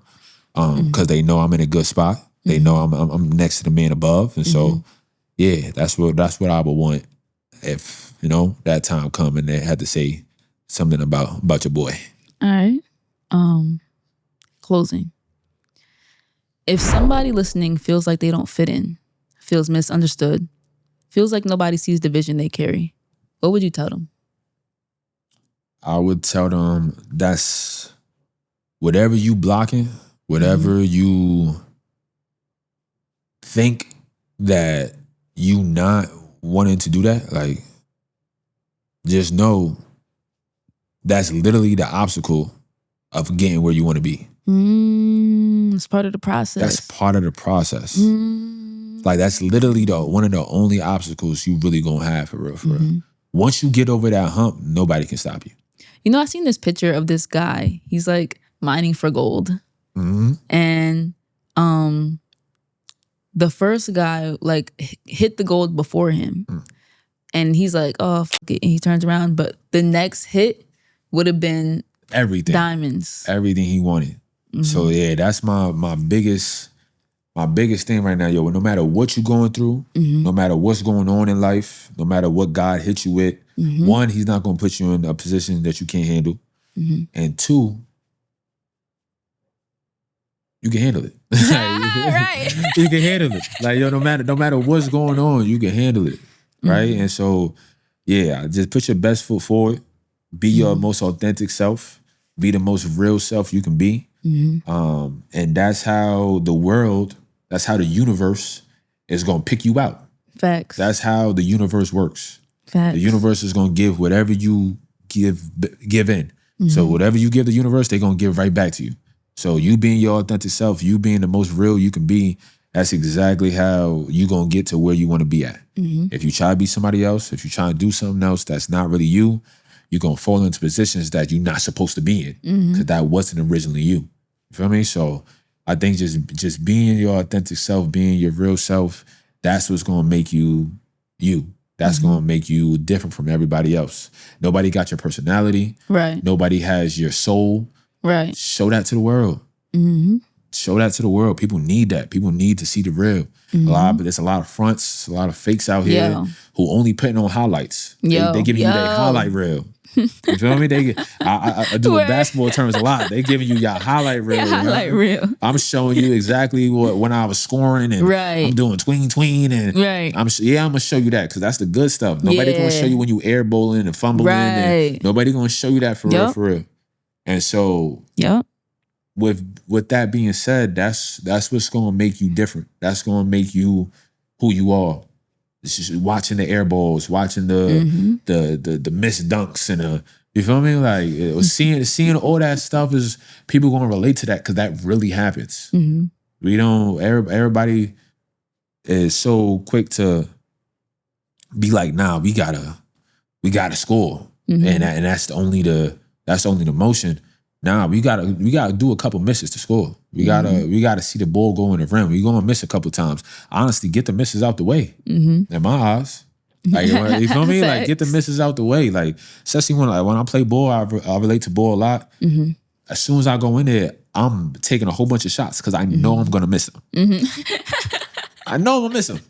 I'm about to throw up a lot of bullshit. I'm not gonna lie to y'all. I'm gonna throw up a lot of bullshit. Y'all might get tight of me too. Y'all might feel some type of way like, yo, what he doing? Da. But I promise you, one gonna go win. After that one go win, it's lit. You what Jordan say? You miss 1,000 of the shots you don't take. You feel me? So yeah, keep on taking your shots. Keep on doing your thing. Keep on being real. Keep on being authentic. And see y'all at the top. All right. Yeah. All right, guys. That wraps up our episode for Depth.IRL. Please like, subscribe, and share Yeah. for more real thoughts, real conversations in real time. Okay. Yeah. We out of here.